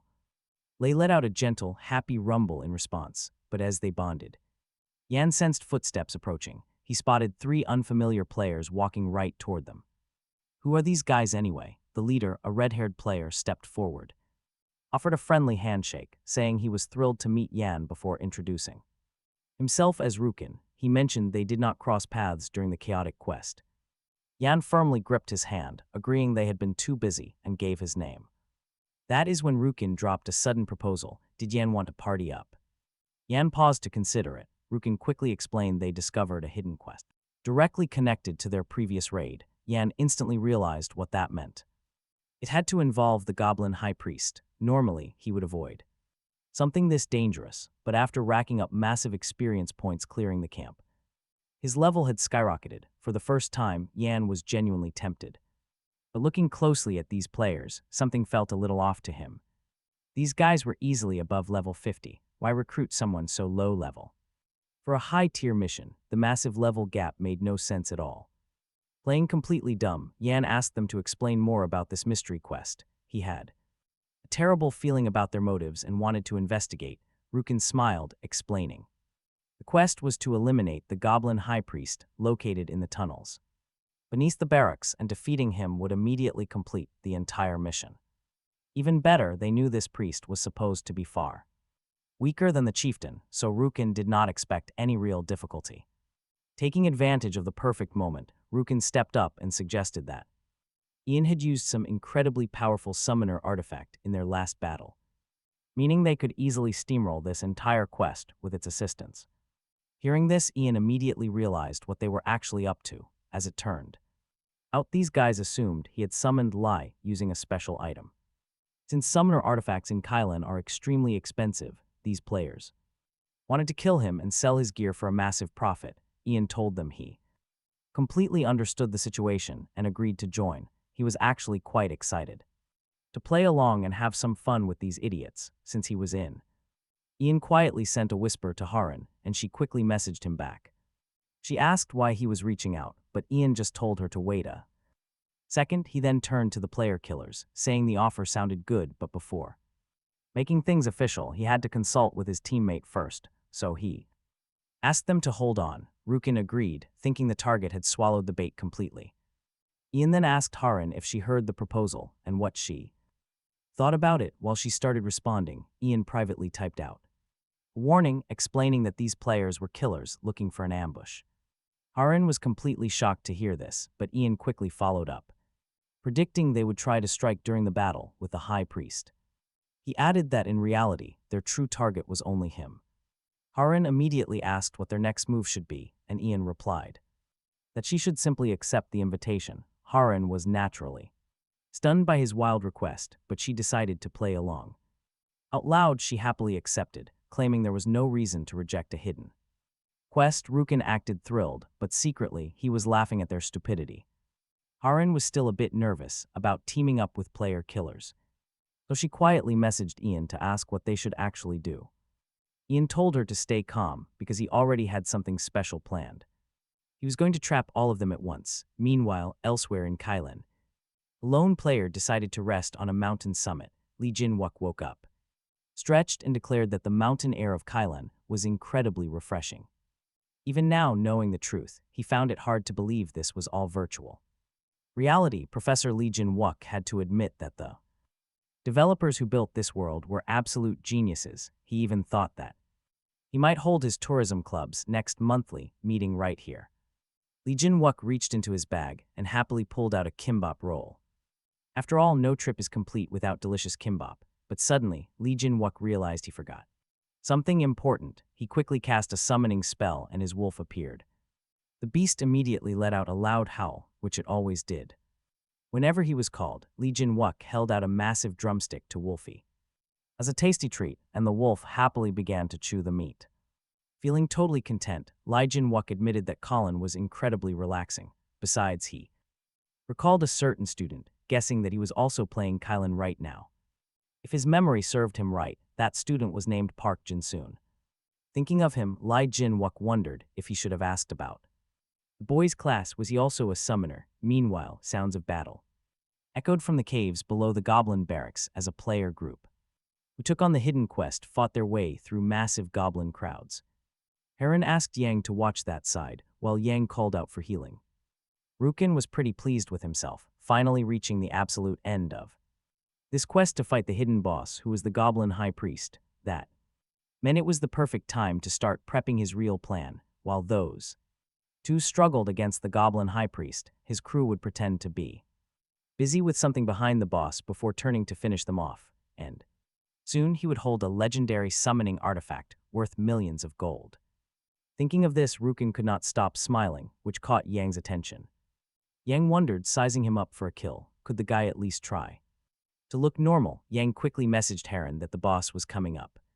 Haran asked what they should do next, so Yang pointed out a prison-like area ahead. He explained that a single step forward would trigger the boss to appear in 5 seconds, blocking off the entrance with a heavy steel. Great at that moment. For now, they had to keep following the group.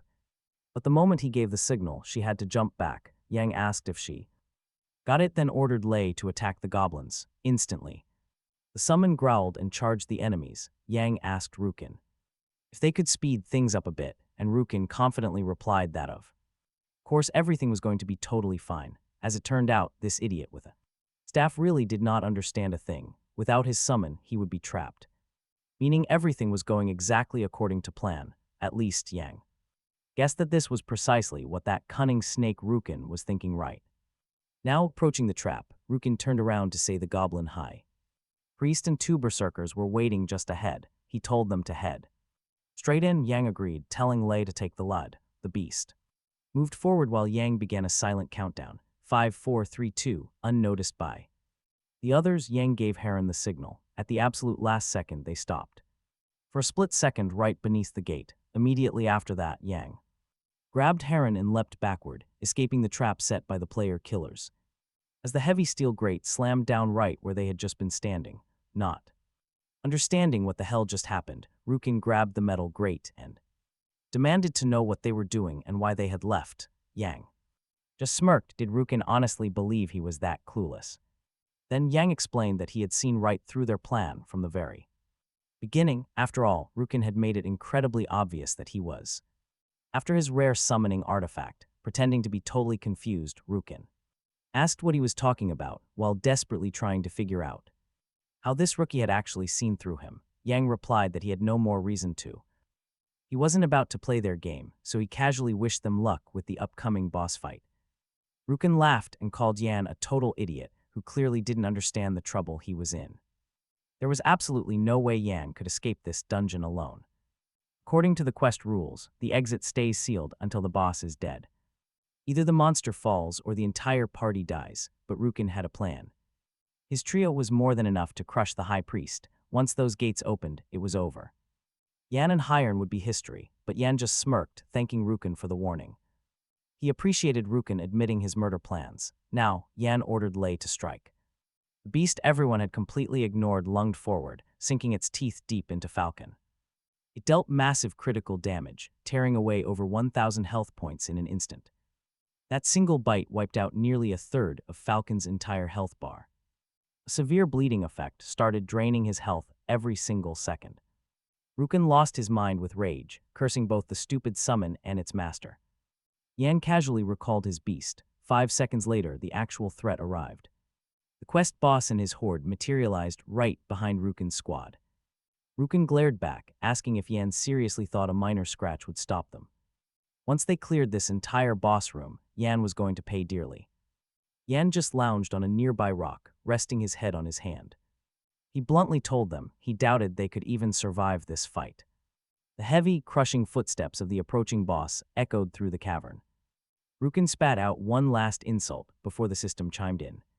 The boss was officially summoned. Drawing his blade, Rukin rallied his team. They had to clear these monsters first, then they would take their revenge on Yan. He warned Yan to see if he could keep that smug face for long. But Yan didn't care at all, offering a sharp reply instead. He asked Rukin if any low-level villain in history ever survived after bragging like that. While that was a solid burn, Heron was still pretty anxious about the threat. She asked if they would really be fine, and Yan made a wild suggestion. He told her she could always go help Rukin's team if she felt so bad. She stared at him in disbelief, wondering how that could possibly help. Meanwhile, the chaotic clash with the Goblin High Priest was fully underway. Milan clashed with one of the massive berserker goblins, barely managing to hold his ground. Nearby, Rukin managed to deflect a heavy blow from another raging beast. With a fierce yell, he slashed his sword right across the monster's chest. But the High Priest immediately retaliated, chanting a dark healing spell. The wounded beast began to heal, forcing Rukin to yell out a warning. They had to stop that caster immediately. Falcon stepped up to handle it. He wound up his arm and threw his heavy spear with perfect precision. The weapon pierced the priest's shoulder, successfully interrupting his spellcast. Rukin smirked, feeling pretty confident now that the battle was turning. But just as he grew confident, a sudden shout echoed from behind. Someone cast a powerful barbarian blessing, letting loose a sinister crimson aura. The corrupted goblins surged, gaining a 35% boost to their strength. Rukin whipped his head around, completely baffled by what was happening. Immediately after that, a second buff spell was triggered. A sudden wind buffed the berserkers, raising the cursed goblins. Agility by 42%, Rukin was completely stunned. How dare they buff the monsters? Heron asked Yan if this was enough. Yan then asked if she could also heal them up a little more. The goblins were fully buffed, only healing remained. Casting her spell, Heron smiled and agreed. Hearing this, Rukin, Milan and Sol desperately begged her to stop. They simply stood no chance against the buffed boss and his minions, and their quest quickly ended in failure. Later on, Yan, Lai, and Heron finally made it back to Lucan. Yan opened his inventory, grinning widely as he checked out the loot. Those fools left some decent items, Yan told Heron. They needed to head straight to the auction house to sell everything they got. Heron thanked him, knowing they only finished this quest because of his help. They even walked away with incredibly valuable loot. Yan brushed off her praise, insisting she did a massive amount of the work herself. Besides, nobody could have guessed the goblin priest would drop his precious necklace. While it hurt to part with such an item, Yan already had plenty of other valuable gear. During the fight, Heron had been shouting for things to get harder. He never expected her to enjoy that. Either way, Yan told Heron it was finally time to visit the auction house. After calculating the final total, the clerk placed a small payment bag right on the counter. Yan could not help but smile at the sight.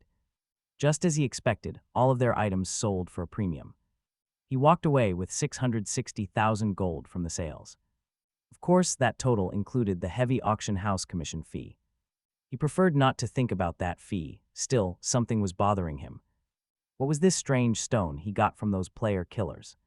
It felt surprisingly warm, almost like a winter heat pack, and yet the item description made absolutely no sense at all. It would be a shame to throw it away. After a moment, Heron called out to Yan, announcing she had finished buying groceries for dinner. Since their errands were finished, Yan suggested they turn in their quest. They headed straight to Raphael, the leader of the militia. Raphael greeted Yan and praised his incredible contribution to their dangerous mission. Yan thanked him, and a system message popped up immediately after. The quest was officially complete. Yan had secured the highest contribution rating, absolute peak performance. For his incredible efforts, he received 56,000 gold and massive experience points, instantly pushing him to level 34. Yan was very pleased with the massive wave of experience and gold he received. Heron called out to Yan, eagerly sharing that she had just reached level 46. He congratulated her warmly. Suddenly, Yan remembered something and turned to the commander. Raphael asked what was wrong. Yan produced the high priest necklace, explaining that he had found the goblin high priest hiding in the caves below. At the barracks, Raphael is stunned. The necklace is proof. It proves Ian actually finished the task, which is completely incredible. Right after, Ian gets a system alert. He finished the B+ quest, earning 674,000 experience points, shooting him up to level 35. He is pleased with his latest adventure, happy to secure another solid level up. Raphael admits he is utterly shocked. The Lynch mercenaries could not track the target for months, so how did Ian? Ian claims he was just lucky, but the commander disagrees. There is no way it was luck. Raphael pulls out a green ribbon scroll, telling Ian he is worthy of it. Ian is stunned. A new system window pops up. He received a recommendation for the Lucipal Kingdom mercenary exam.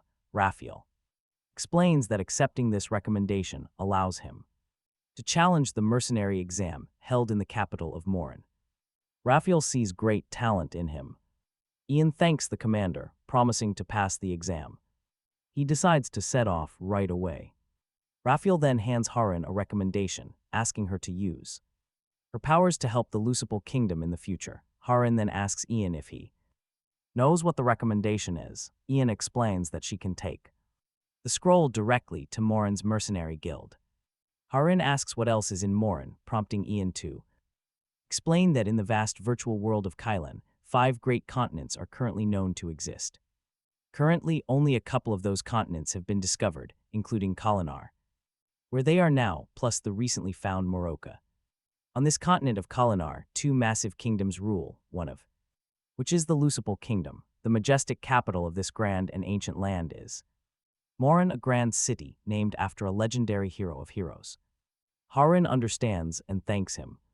Explanation: Ian silently notes that he has absolutely no reason to head to Morin until he reaches level 50. Haran asks if she can ask another question, wondering if there are any benefits. Ian explains that if she passes, she gets a mercenary badge that makes non-player characters far more willing to give her quests as a guild member. She gets plenty of other guild perks. How well they fight, participants are assigned completely different tier tags based on their combat skill. Rank tags: Haran admits it sounds great, but she would rather devote herself to cooking for now. Soon cooking, Ian asks. Harin cannot wait to start cooking proudly, confirming that she plans to get right back to the kitchen to practice honing her culinary skills until the main cooking quests unlock again, it seems. Cooking is easily the most important thing to Harin. Ian does not know much else, but he knows she is highly ranked. Just consider the fact that her culinary masterpieces are capable of boosting their stats like crazy. Lele's stats spiked incredibly, no matter what corner of the player community he checked. He had never seen anyone get a stat boost just from eating a prepared meal. That meant Harin's cooking was truly special. Yang turned to her and asked if she would share her secret chef skills. He wanted to know exactly how much food she had already sold. Harin replied that she did not mind sharing and was not hiding anything. So, what was her current skill level? Kareem recalled that her cooking was at level 1 of the highest class. After that, Harin said she needed to hurry and learn higher ranked skills. Yang was stunned by what he heard, because even among the most popular crafting class blacksmiths, the highest skill level he had heard of was the top rank of level 3, but to have such a high rank with an unpopular skill, Yang had to admit that Harin was truly impressive. Yang mentioned he had heard how tough it was to level up crafting classes and told her she was absolutely incredible. Yang offered to help her out whenever she needed it, telling her to just ask. Harin was pleased by his praise and thanked him. She then asked him to keep his word. Yang promised he would do so without any hesitation. Meanwhile, he silently hoped he had not just agreed to something crazy. Suddenly, a game notification popped up right in front of him, stating that the player Harin wanted to add him as a friend. Yang said he would accept her request immediately, which earned him another sweet thank you, and with a sparkle in her eyes, Harin pulled a gift box out of her inventory, meant just for him. Yang was totally caught off guard and asked what was inside, to which Harin replied she had made it while waiting for him. Yang was thrilled when he opened it and thanked her. As expected, Harin was an absolute angel.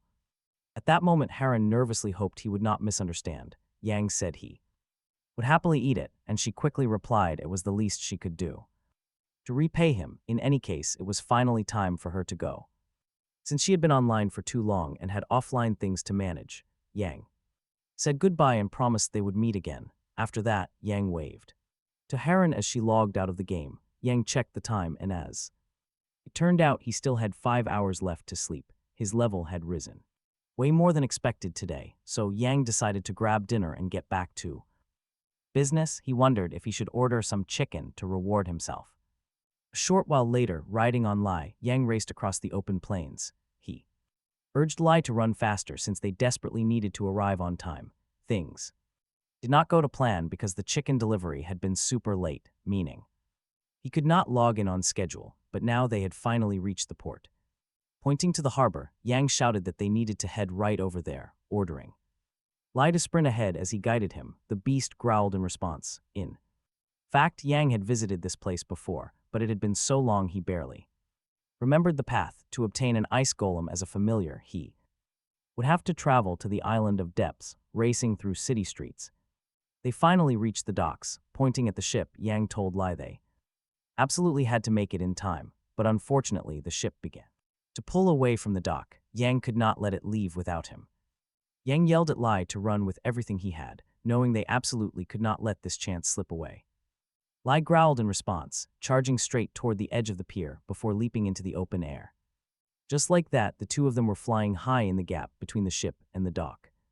The sailors spotted them and immediately panicked, shouting as they realized these crazy people were trying to board. But Lai's massive leap fell short, since the ship had already sailed a bit too far out. Refusing to fail, Yang quickly used Lai's back as a springboard and launched himself forward.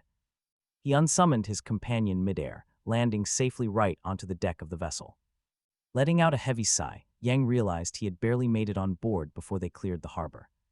Looking around, he found himself staring directly at a group of completely stunned, wide-eyed sailors. Trying to play it cool, Yang casually commented that the weather was certainly beautiful today. Still, the vibe here was incredibly awkward, making him wonder if he should have picked a better ship. Right then, a voice suddenly called out to greet him. A stranger stepped forward, asking if he was correct in assuming Yang was a summoner. Quite surprised by the sudden question, Yang turned around to see a whole party of active players. Yang cautiously confirmed his class and asked the man why exactly he was so curious. The man simply smirked, replying that his guess had been entirely spot on. The tension was rising, and Yang quickly noticed that out of all the players currently on this boat, he was totally outnumbered. A girl from the party spoke up, but Yang already knew where this was going. He assumed they were player killers, prompting him to instantly draw his staff. The girl eagerly asked about the massive dog he had just been riding. She wondered if it was actually a wolf, but to his surprise, they did not attack. Instead, the group seemed absolutely thrilled to run into an actual summoner. They wanted to know how he got such a cool beast and if he could summon it again for pets. They clearly thought Lai was amazing, and Yang realized he had completely misjudged the situation. Since they genuinely adored Lai, all of his intense battle preparations had been for nothing. His guard dropped, things quickly settled down, and they began chatting like old friends. Yang asked if they were really heading to the Island of the Depths for a quest. The party leader confirmed this, explaining that they were currently helping out those two mages with an ice magic quest, before asking if Yang was heading there too. The gray-haired sorceress spoke up, wondering if a summoner quest was active on that island. She asked if it was possible that some special class trial was waiting for him there. Worried that they were being a bit too nosy, the leader quickly apologized to Yang. He could not help his curiosity, but Yang quickly assured him it was fine. The leader then admitted he had a strong interest in the summoner class himself. He explained that one of his close friends, Lauren, was currently leveling as a summoner. His friend had recently acquired a mysterious familiar egg during his journeys. He asked Yang if he knew anything about it, but Yang had never heard of one. Intrigued, Yang asked for details, which visibly surprised the talkative party leader. He explained that the unhatched egg was originally found inside a golden owl nest. Unfortunately, that was the absolute extent of the information he currently had on it. Yang nodded, keeping in mind that golden owl hunting grounds are highly dangerous areas. They are meant for players around level 20, meaning this Lauren was likely pretty strong. He had not even reached level 30 yet. This whole egg concept was incredibly fascinating. He simply had to investigate this fascinating development as soon as possible. Even if they turn out to be wild boss monsters that cannot be tamed, he will still be able to summon them directly through the egg as familiars. It sounded simply magnificent. Still, Yang stayed cautious. Down later on, their ship neared the deep island, where a massive ice mountain towered high. Having reached the end, the ship stopped at the glaciers. The leader admitted it was his first time here, admitting it felt rather chilly since the entire island was completely covered in thick ice. It was brutally cold. His companion complained he would freeze, and Yang was shivering hard. Even though Yang had visited before, this island remained highly mysterious. Yin wondered if he should have dressed in many more layers of clothing after landing. The other party members said their goodbyes. The leader took their path, wishing they could meet again to chat. Some more he wanted to see Lai again. Yang wished them luck, then he asked Lai if they should set out. As well, Lai growled back in response. Soon, Yang and Lai discovered a small group of ice golems. This looked like a perfect spot to hunt, and Yang knew it. But first they needed to prepare. Yang reached deep inside his storage pouch to find the lunch Heron had packed. He pulled out a small meatball. Meatball made for Lai, asking if his companion wanted a taste. Before Yang tossed the treat, Lai instantly leaped and caught it. Right away, the system notified Yang that Lai had eaten the treat. For 40 minutes, his health rose by 100 and his agility by 20 points. Seeing this, Yang patted Lai. A 20-point agility boost was an amazing buff, and the duration had doubled. It was an awesome effect. Yang decided to try one himself, but before he could even take a single bite, he caught a strong raw meat smell. Yang remembered Heron's warning that this was strictly companion food, meant only for a familiar's stomach. Now Yang finally understood her warning, but since he could not eat those companion treats himself, he pulled out something much better. Yang quickly devoured his steak, which tasted absolutely exquisite. The quality of this meat was unmatched and incredible. The system notified Yang that he had eaten a premium steak of prime beef steak. For the next hour, his health rose by 500 and his defense by 30. As expected, this premium meal turned out to be far superior to the simple meatball. But wait, what did this even mean? According to the system, tasting high-quality food for the first time permanently increased every single one of his Stats by 3, how is that possible? His stats just skyrocketed. Yang quickly opened up his status window to figure all of this out. Everything had indeed gone up by 3, most surprisingly his training end. Leadership stats, in total, across 7 different attributes, he gained 21. Bonus points basically like gaining 4 levels, Yang admitted. That Heron was truly incredible. Grinning wickedly, Yang decided that he would not mind it. All keeping her around just to get his hands on more of her delicious food. His prep work was done. Yang suggested to Lai that they start hunting those massive chunks of ice. Meanwhile, over in Trombone, a city in the far kingdom of Luciple, 3 figures suddenly materialize by the fountain right in the middle of the city.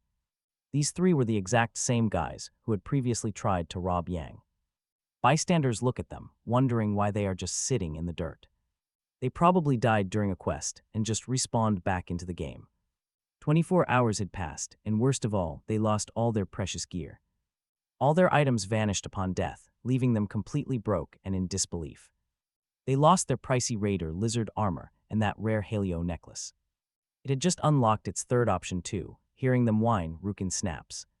He reminds them that they actually kept some saved items, unlike him. He lost absolutely everything. Hearing this, Sol and Milan are left completely speechless. They cannot believe Rukin is stripped bare. He rages, blaming the player killers. Those killers were definitely weak, and if the trio had not been tricked, those 2 punks would be dead right now. Rukin swears vengeance. He promises to show them what happens to anyone who makes his guild an enemy. Those target killers will not get away with this ever again. From this day on, he won't let Yang or her walk freely in Kalen. Meanwhile, Yang sighs heavily, exhausted after a grueling 10-hour hunt. He asks Lai if he wants to take a quick break. Yang rests on some ice, but Lai growls. The pet seems to be hinting at something. Yang wonders if he wants another treat. Specifically, another meatball. Right on cue, Lai stares wide-eyed at the delicious snack. Yang tosses the food, and Lai instantly catches and swallows it whole. The beast howls with pure joy. Yang laughs, loving how fast his pet ate.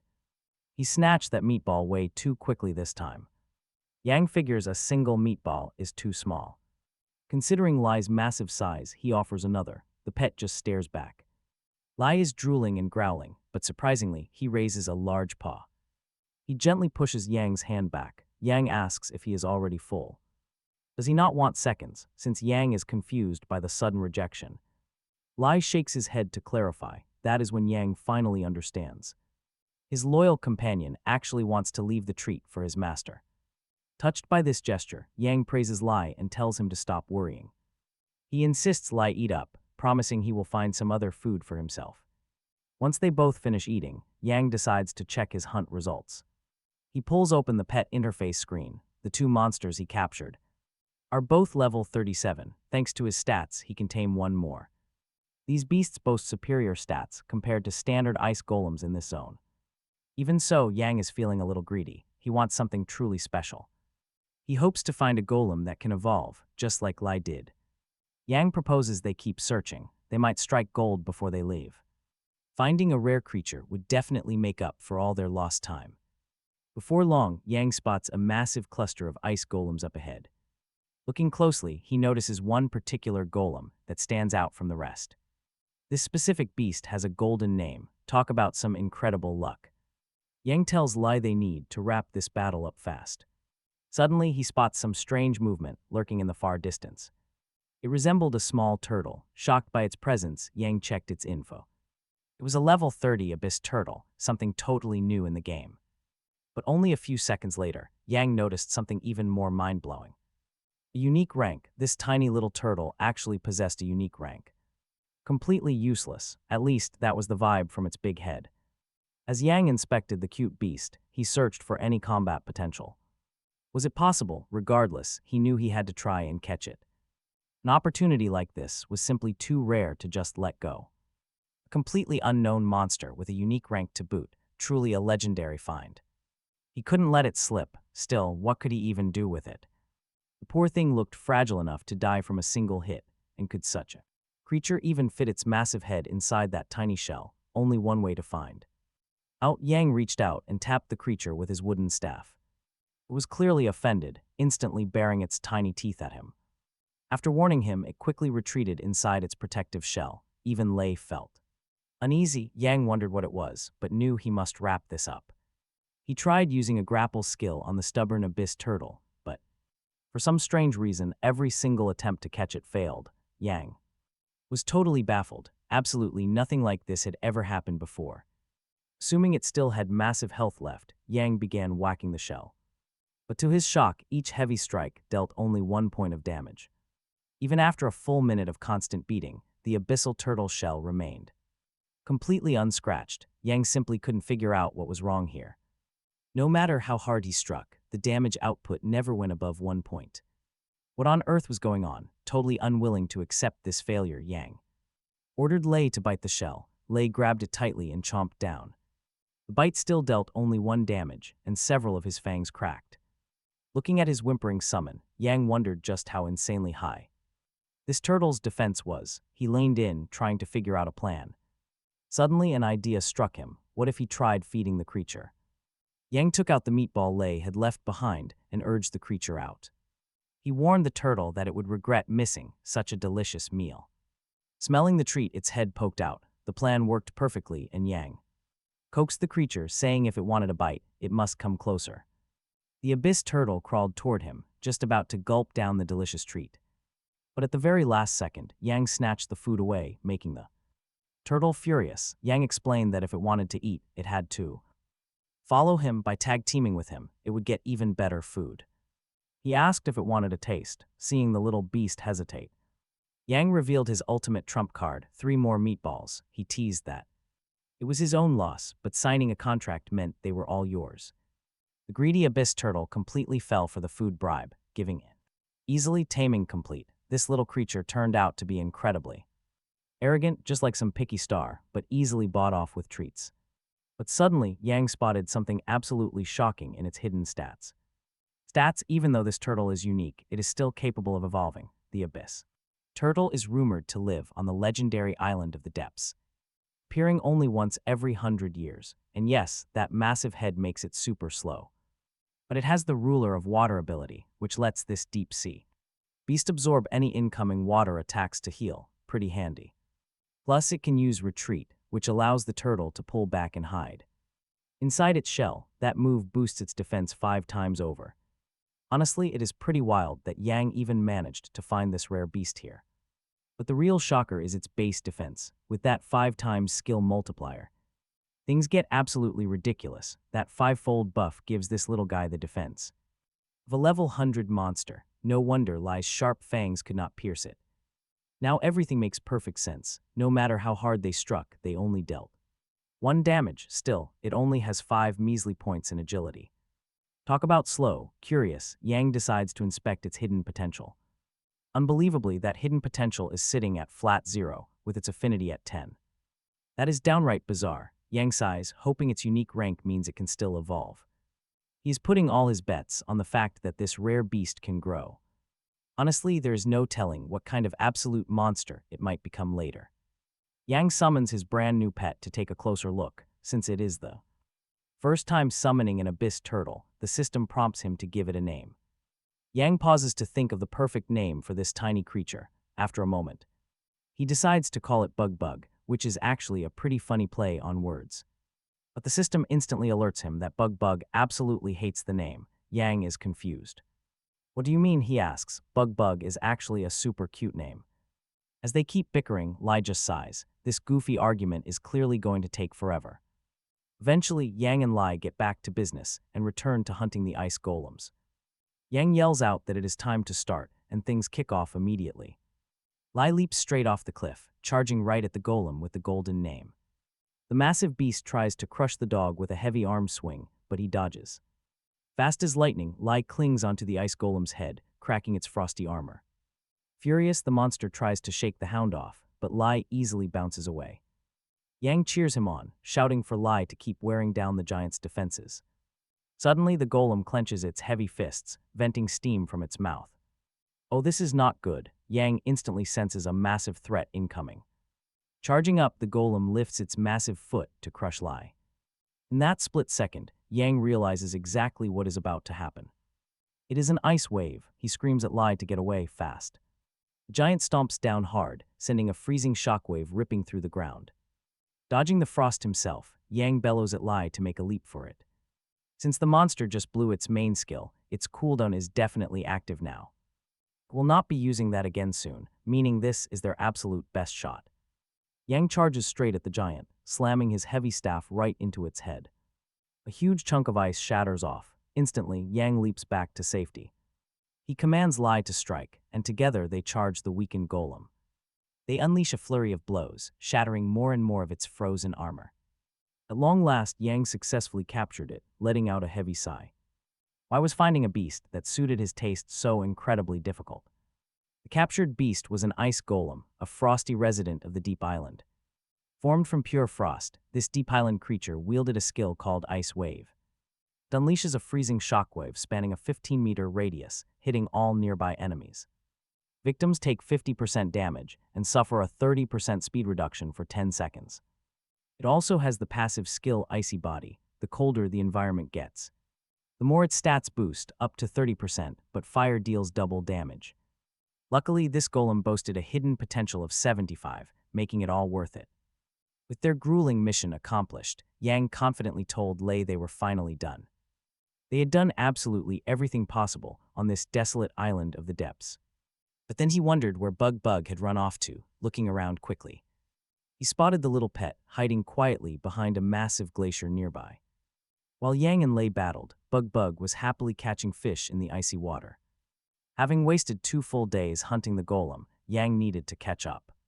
He needed to resume his grind and head to the next farming spot immediately. That meant traveling to Cropia's snowy mountain, right by Duke Turpin's castle. While Yang was out slaying monsters, Harin was contentedly cooking in the kitchen. Looking over her latest culinary creation, she nervously wondered if she had succeeded this time. As the thick steam slowly cleared from the pot, she squealed with absolute joy.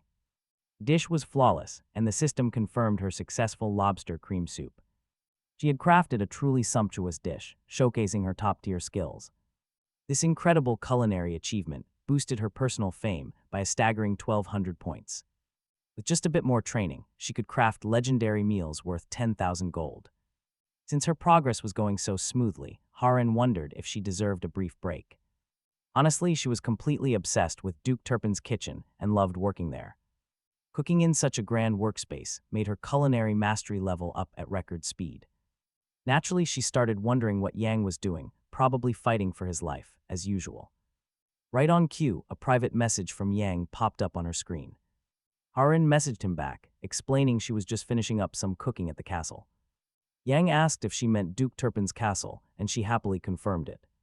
He hesitated for a moment, making Harin wonder if something bad had happened. Yang apologetically asked if she could do him a small favor. This was totally unexpected, since when did Yang ever reach out to ask her for help? Yang explained he was heading north and wanted to stock up on her food. Harin replied that it was no problem at all since she was already cooking. She had plenty of dishes ready, so she asked him where they should meet. Once Yang gave her a location, Harin happily agreed to meet him there. Honestly, she was struggling to sell those meals anyway, so this was perfect. But then Harin realized she would be seeing Yang in person very soon. Blushing fiercely, she tried to convince herself she did not actually care that much. She definitely was not excited to see him, nope, not even a little bit. Meanwhile, back at home, Yang poured a bowl of cereal and logged online. He wanted to check for any fresh updates or rumors regarding Kalen. Suddenly, a massive news alert popped up, making Yang wonder what was happening. ITBC just released a special podcast carrying some massive news for summoners. The host asks if this is the exact fox from Calipus Hill. The elf confirms it, yes, it is him, and she named the fox Coco. The host admits that is a rather adorable name before moving on to his next question. He asks if the rumors are actually true about this creature being incredibly special. She says yes, pointing out that the fox's status screen has a very rare evolution option. Seeing this shocking reveal, Ian instantly spits out his milk in complete disbelief. He is stunned and wonders how on earth something like this is even possible. The secret that familiars can actually evolve has finally been leaked to the public. He knew it was only a matter of time, but he is glad it took this long. After all, an insane number of players have already chosen the summoner class. It was bound to happen eventually, that another lucky player would find an evolvable pet. Even so, actually evolving a beast without the proper training skill is incredibly difficult. That means there is still a solid chance nobody gets a beast like his Lai. As he keeps browsing through the online forums, Ian starts to wonder. Could it be they really haven't posted anything else? Suddenly, something unusual catches his eye, a video of a unique summon. Honestly, Ian doesn't view this as an achievement. He did it first. He tamed a unique monster, way before this guy did. Since that player was only level 23, friends must have carried him. Who would believe that? It is a total bluff. Ian stretches with a deep sigh, deciding it's time to check on Buck. He meets up with Haran, who has already prepared a massive feast for him. Ian tries to protest that it is way too much, but Haran firmly insists otherwise. She explains that she only wants him to pay for the raw ingredients. This simple meal is nothing compared to how he helped with her culinary quests. He even helped her with the necklace. Ian starts putting the food away. While sliding the dishes into his inventory, Ian notices something pretty incredible. There are some very expensive dishes mixed in. Ian happily thanks Haran. He tells her he doesn't even know how to properly repay her kindness. Suddenly Haran perks up, asking if he would do her 2 small favors. Ian immediately agrees, telling her she only has to say the word. Haran explains that since he is heading to the dangerous Northern Territory, he should gather some rare culinary ingredients for her along the way. Ian readily agrees, promising to keep an eye out during his journey. Right after that, Haran hesitates as she starts introducing the second favor. Seeing her look so nervous, Ian wonders what she could possibly want. He quietly hopes this request won't eat into his valuable leveling time. Finally, Haran asks if he can help her with schoolwork next time. This is definitely not what Ian expected to hear, leaving him totally speechless. Haran explains that after talking with Hyun, she learned he goes to college. Hyun told her that Ian was studying at a top Korean university. Ian confirms he is indeed a freshman, but he is still pretty confused. Why would she ask him for study help outside of the virtual world? Haran reveals she is actually a sophomore, attending the exact same school. She was majoring in hotel culinary arts. Finally, Yang understood what was going on. They went to the same university. Did that make Haran his senior? Haran asked him. If he really loved good food, hoping he would try all her new dishes. He picked the absolute best one, because her entire school assignment revolved around creating a custom recipe. Yang apologized awkwardly, asking if he was just supposed to come over to eat.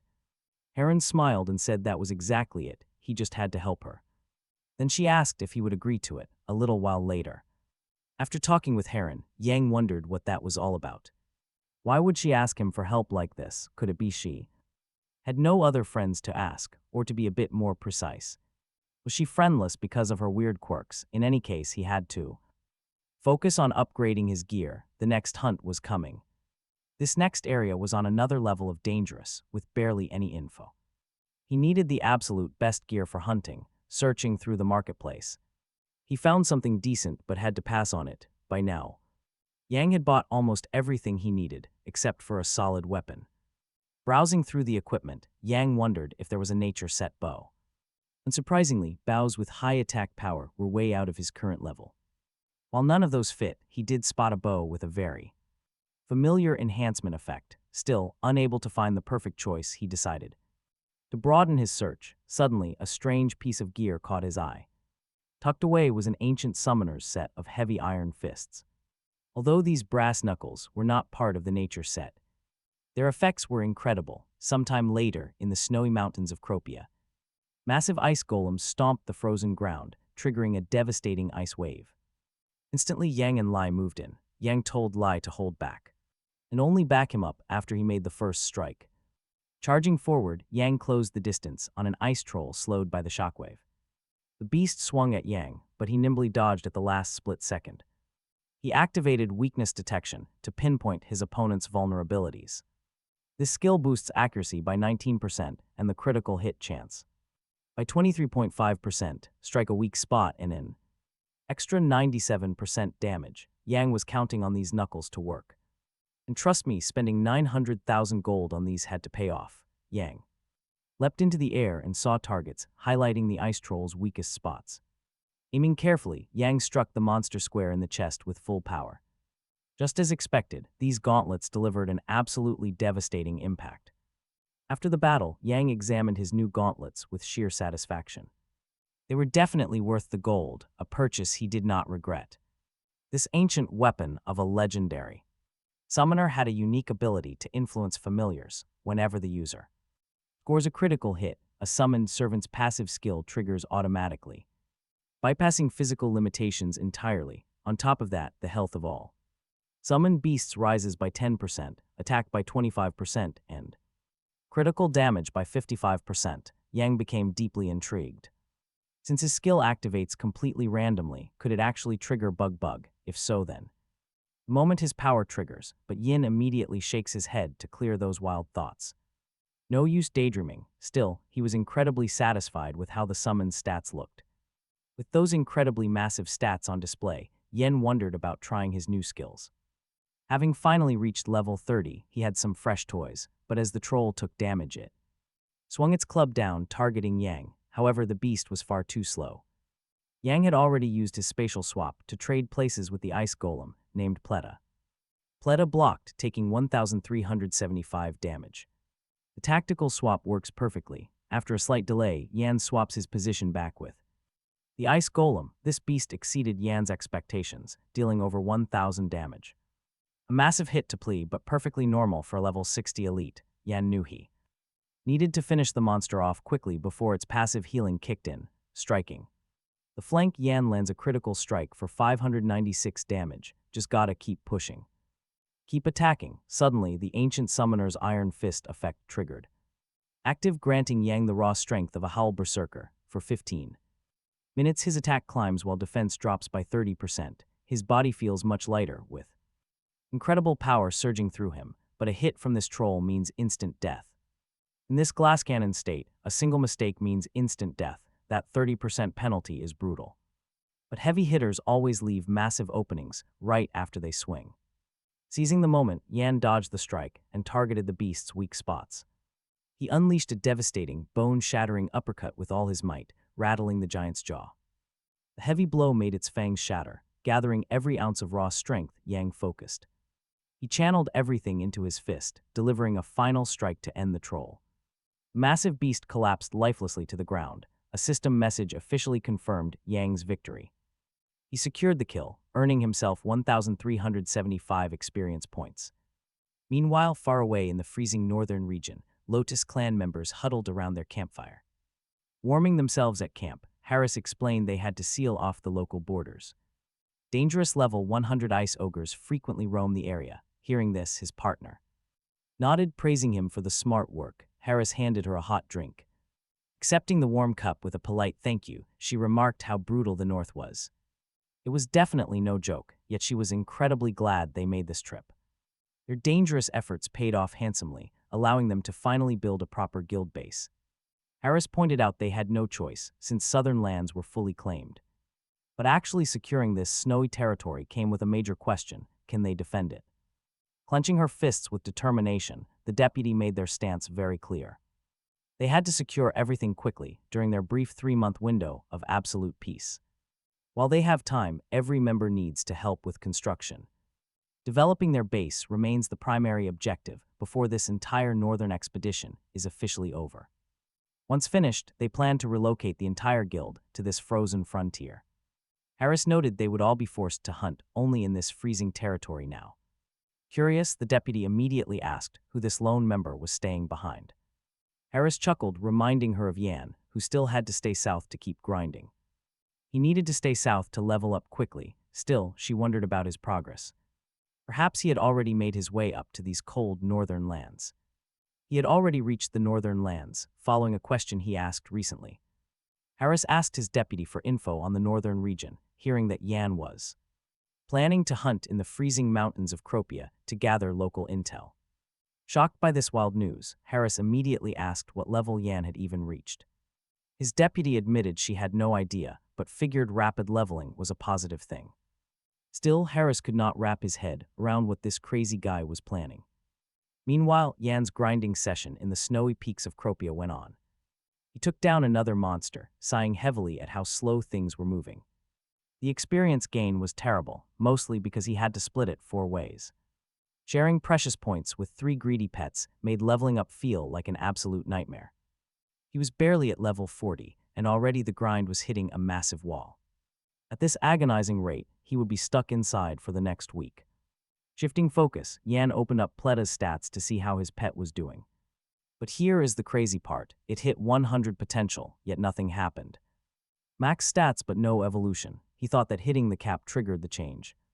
Did he get the requirements for evolution completely wrong? Right now, he only knew that reaching 100 potential was just one step. There had to be another trigger besides maxing out the potential points. Maybe it was a level restriction, though Lai evolved at level 20. Then again, every monster likely had a unique set of evolution rules. Either way, standing around and guessing would not solve the mystery right now. Yan figured he might as well use his training skill on Bug instead. But looking around, the little troublemaker was already nowhere to be found. This constant disappearing act was really starting to get on Yan's nerves. He began calling out, knowing the system would warn him if a fight started. Since no alerts popped up, the bug had to be safe, but where? Yan tried bribing him, promising a delicious meatball if he just showed himself. He searched around and finally spotted the little guy, frantically digging in the snow. Yan walked over, demanding to know what he was stuffing into his mouth. A sudden system notification popped up to reveal the shocking snack. Bug had eaten a rare mander, boosting his hidden potential by 10. His stats jumped by 5. Yan scooped up the bug in utter disbelief. He demanded to know how the little thief found a mander and ate it all. This ultra-rare item was famous for giving massive permanent stat boosts. Yan felt a pang of regret, wishing he had been the one to eat it. He stared at Bug, making him promise to share any future discoveries. If he behaved, Yan promised to reward him with another tasty meatball. Instead of complying, the bug suddenly turned and began pointing ahead. Yan asked what he was up to, then caught sight of a massive cave entrance. Staring in complete shock, he wondered if his eyes were playing tricks on him. That was when a system notification confirmed he had found an undiscovered dungeon. Yan cheered out loud, absolutely thrilled to be the very first finder. Because of this, his loot drop rate would be doubled for the next 5 days. And honestly, who could blame him? Traveling to this freezing north was totally worth it. Then another prompt popped up, asking if he wanted to register the new zone. Doing so would grant him exclusive rights and even more rewards. To receive 500 glory points, naturally, Yang flat out refused. Why would he register a new dungeon if it meant every player in the area would crowd the place afterward? Besides, why on earth should he share? He had no intention of splitting. That double experience and double drop rate with anyone, though 500 glory points was pretty small. Yang laughed and praised Bug for the lucky discovery. After all, the little guy had finally done something useful. Now, the real question was simple: should he go inside right now? Soon, Yang entered the unexplored dungeon alongside his pets. Yang admitted he preferred a straightforward layout like this since winding, narrow corridors made it far too easy to get caught in an ambush or set off a deadly trap, but something felt off. A creepy vibe in this place gave him literal goosebumps, enough to terrify anyone. Could he be sensing some kind of phantom or ghost lurking nearby? Suddenly, the wall right in front of Yang exploded into pieces, instantly. 3 phantom drakes emerged from the dark. It was a setup. The moment those beasts appeared, Pletta immediately unleashed a freezing ice wave. This direct hit damaged the drakes and significantly slowed down their movements. The drakes roared, they charged forward, but Pletta firmly held them back. Yang was stunned, their raw power was terrifying, leaving him wondering how to defeat such beasts. He just needed to buy a little more time. Until Lai could activate Berserker mode again, Yang ordered Lai to engage the drake on the left. He shouted that it was fine even if Lai missed their terrifying charge. The goal was simple: stall them. Meanwhile, Yang immediately equipped the ancient summoner iron fists and leaped right at the enemies. This new skill was completely broken. Yang was incredibly lucky, instantly. After he slammed the ground with all his might, summoning a massive ice wave. The frozen wave pierced the phantom drake, dealing 635 damage and slowing it down by 30% again. Right after, Yang shouted to Lai to focus fire on this specific drake first. Teamwork time, they prepared to strike. To take down the first ghostly drake, it turned out these beasts were purely offensive monsters, while their attack power was incredibly high there. Defensive stats and health were remarkably low. He had to eliminate them quickly one by one. They swarmed the first monster, but the others did not wait. Others were not idling around, shaking off Pleta's last freezing strike. They rushed back in, dodge, Yang screamed to Toa, and both instantly leaped high, dodging the Drake's coordinated assault, fighting. These high-tier beasts were no joke. At this rate, the clash would drag on forever. Suddenly, Yang caught a strange sound behind him. He turned around. Bug was fast asleep. Talk about terrible timing.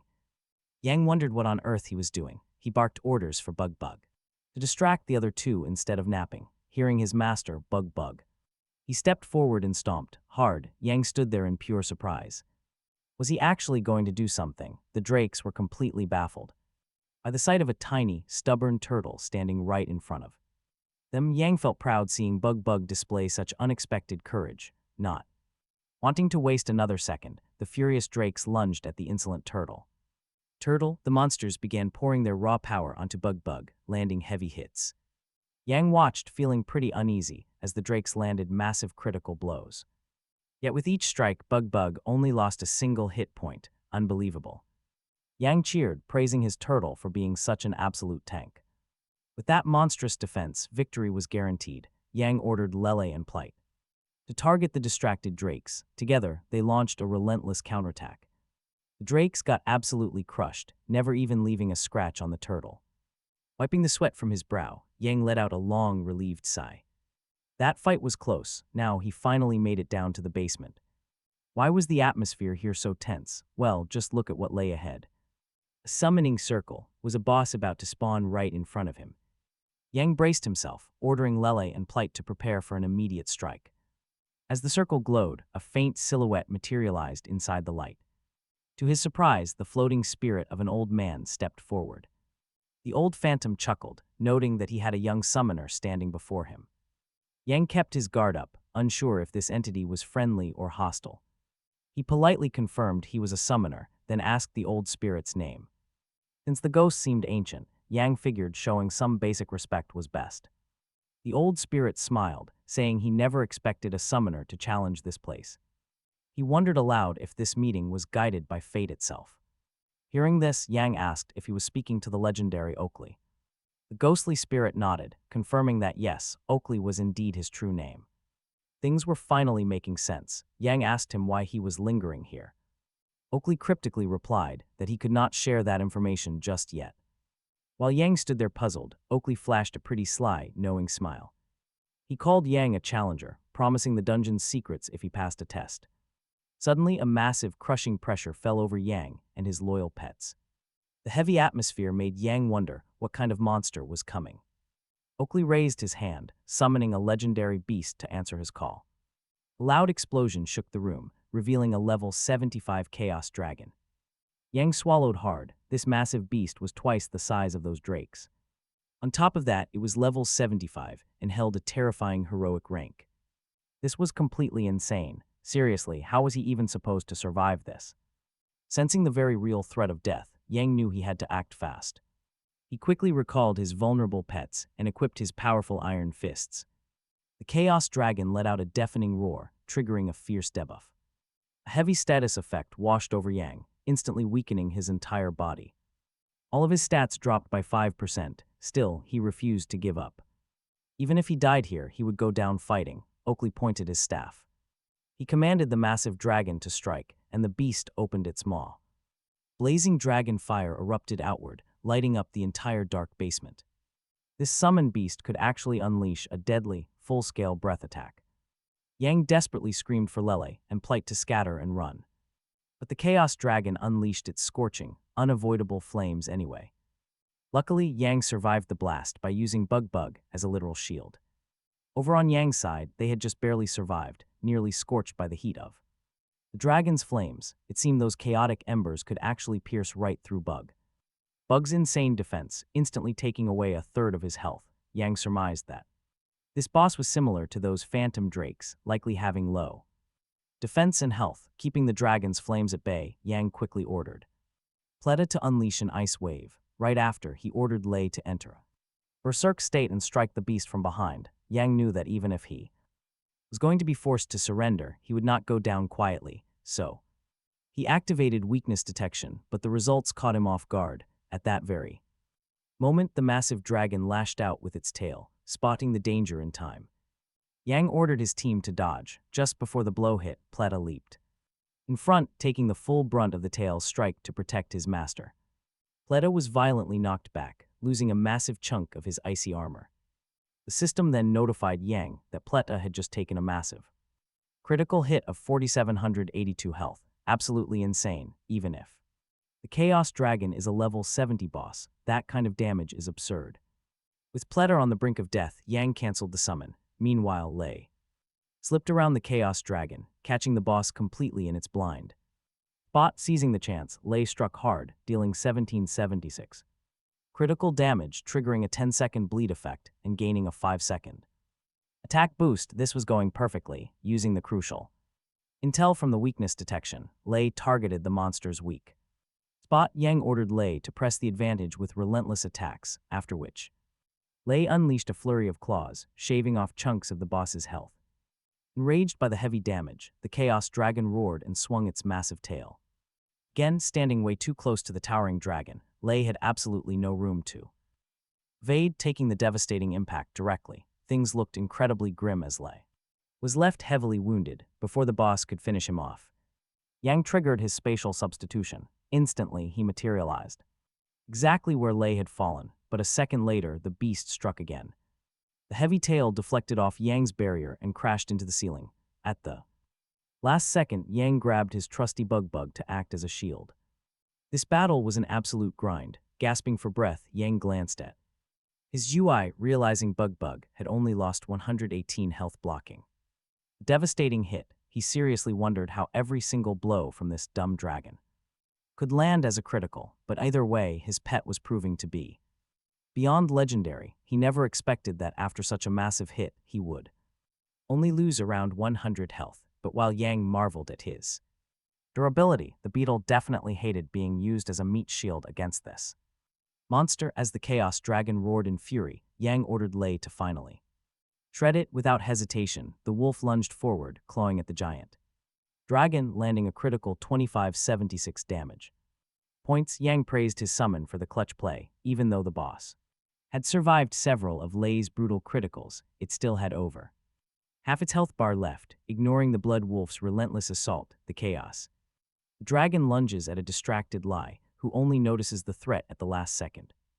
This blunder leaves Yang completely wide open, forcing him to take the beast's attack head-on. Even though Yang raises his turtle shield, the sheer force of the impact knocks him back. He flies through the air, crashing hard into the wall as a system notification flashes. He just lost 521 health points, making him wonder if he can even win. Dying here is not an option, but this level 75 monster is just too powerful. Facing a heroic ranked beast means a brutal game over message is right in front of him. He will lose his hard-earned experience and face a 24-hour ban from logging in. That penalty is an absolute nightmare, so his immediate goal is keeping Lei alive at all costs. Under no circumstances can he let his summon die. Yang quickly scans the battlefield. He looks around for Lei to cancel the summon right now. There he is. Lei leaps out from behind the dragon, rapidly circling the massive creature with high speed. The summon jumps high, desperately dodging the beast's gaping jaws as the tension rises. Yang screams. The dragon is about to clamp its jaws shut. But Lei slips away, delivering a brutal critical hit directly to the monster. It deals an extra 36% damage by striking an already injured spot, shocking Yang. He had absolutely no idea that attacking a damaged area would trigger such a bonus. This changes everything. If they keep focusing their attacks on those broken scales, what happens? Well, the damage keeps scaling up. This might be the break they desperately needed. Lei just needs to keep targeting that soft, exposed weak spot on the dragon's neck. But why is he only discovering this hidden mechanic now? Was it a recent update? No time for system mechanics. Right now, he just needs to survive. Lei lands nearby, letting out a low growl as the Chaos Dragon lets loose a roar. Suddenly, the giant beast's name begins to flash violently, indicating a major phase shift. Its health is officially below 50%, signaling a crucial window of opportunity for Yang. This is his one and only shot at victory, but the reality is incredibly grim. They fought so hard just to chip away half of its massive health bar. This beast is terrifying. Honestly, Yang has never faced anything like it. He needs to make a realistic call right now. Can they actually defeat this thing? Beside him, Bugbug bares his teeth, ready to charge back into the chaotic fray. Seeing his loyal companion, Yang makes his final decision and warmly thanks Lai. He recalls his exhausted summon. There's simply no time left to use emergency healing. If this grueling clash drags on any longer, his own body will give out completely. Once severe fatigue sets in, dodging those devastating physical attacks will become completely impossible. Fighting alongside Lai alone isn't enough to secure a win, so he must minimize losses. Right on cue, the colossal dragon roars and launches a vicious frontal assault.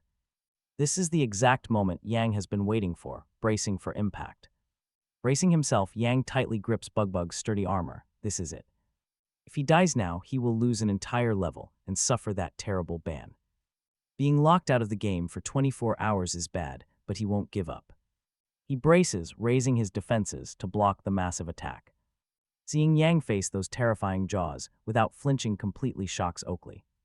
He has to admit the kid possesses some serious, undeniable grit. Oakley raises his powerful staff, commanding the colossal beast to stand down immediately. The beast glows blue, fading into nothingness, just like that. The system alerts Yang that he has successfully cleared the Chaos Dungeon.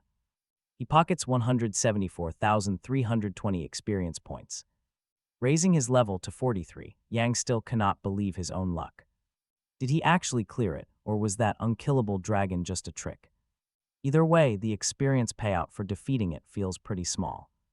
Exhausted, Yang collapses onto the cold floor and mutters, "What just happened?" Old Man Oakley calls it absolutely amazing, practically beaming with pride. He admits he never expected Yang to fight the Chaos Dragon so well. But Yang asks what is so amazing about almost dying in a defeat. He barely escaped those fangs, but Oakley explains that is not the point. This was a trial. Yang was never meant to survive with his current skills. With a smile, the old man congratulates him for passing the test. Yang is completely baffled. Is this old guy mocking him or what? What kind of test could he possibly mean? Then Oakley asks for his name. Yang reflexively blurts out his real name, saying he is Jin's son. Catching himself, he quickly corrects his mistake and says his name is Yang. Oakley nods, then asks if Yang is interested in a legendary inheritance. Right on cue, a sparkling quest window pops up before him. The path of the Dragon Tamer is officially open for the taking. Oakley is deeply impressed by Yang's skills, wanting him to take the class. Accepting this unique offer will allow him to evolve into a Dragon Tamer. Seeing the legendary class right there in the quest leaves Yang shocked. But the real shock hits him when he realizes what this is. He instantly realized this was an incredibly rare hidden class, the kind of lucky break players dream about. It feels almost too good to be true, but Oakley waits for his answer. Is he ready to follow the old master and walk this epic path? I mean, just the name of the class itself is overflowing with absolute coolness. Now he has to choose between being a taming master or a dragon tamer. He became a taming master quite easily at the start of his journey.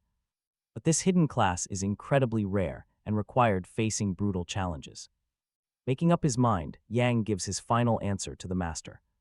He says he agrees and is fully prepared to take the class. Oakley smiles. He tells Yang that he has made the right choice. He promises the young summoner that he will never regret this decision. Raising his weathered hand, the old man begins casting a magic circle. I bless the birth of a brand new dragon tamer, Oakley chants solemnly. The glowing seal drifts toward Yang, but suddenly freezes midair, shocking them both. The old tamer stares at his hand in absolute disbelief. What is happening? Why on earth did this failure have to happen right now of all times? The system suddenly warns that he cannot switch his class to a lower-ranked one.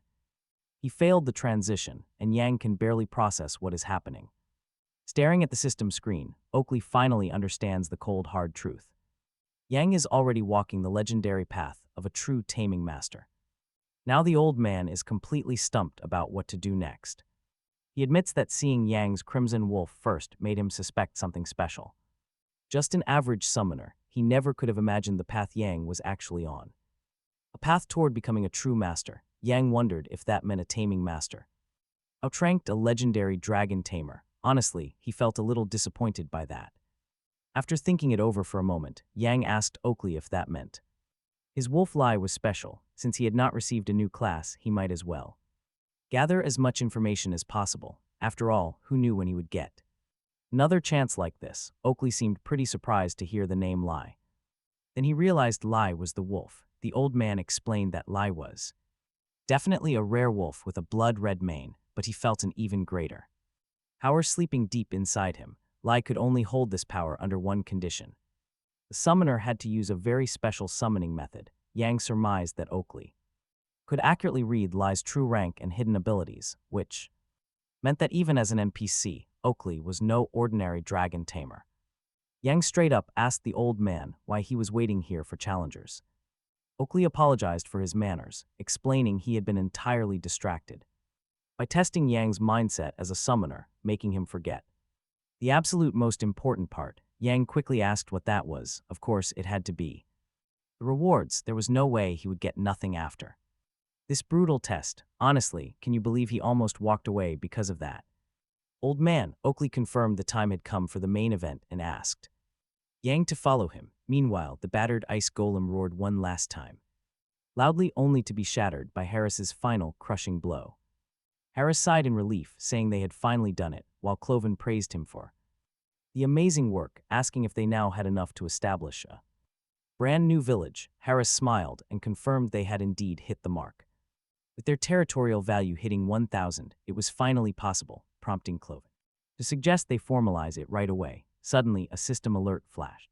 Before the entire guild, Lotus Base was officially upgraded to Lotus Village. The title of Village Elder was automatically handed to their guild leader, Harris. Seeing this, Cloven laughed and poked fun at the newly minted Village Elder. Asking him what the notification said, the system really named him their official Village Elder. Even Felon chuckled, though he pointed out that their guildmaster looked awfully young. Harris joked that he felt like an old man. Either way, their very first base was officially upgraded, as it turned out. Cloven Hyung's reputation was pretty high despite his wild appearance. Harris turned to Jin before correcting himself to Yang and asked how he was holding up.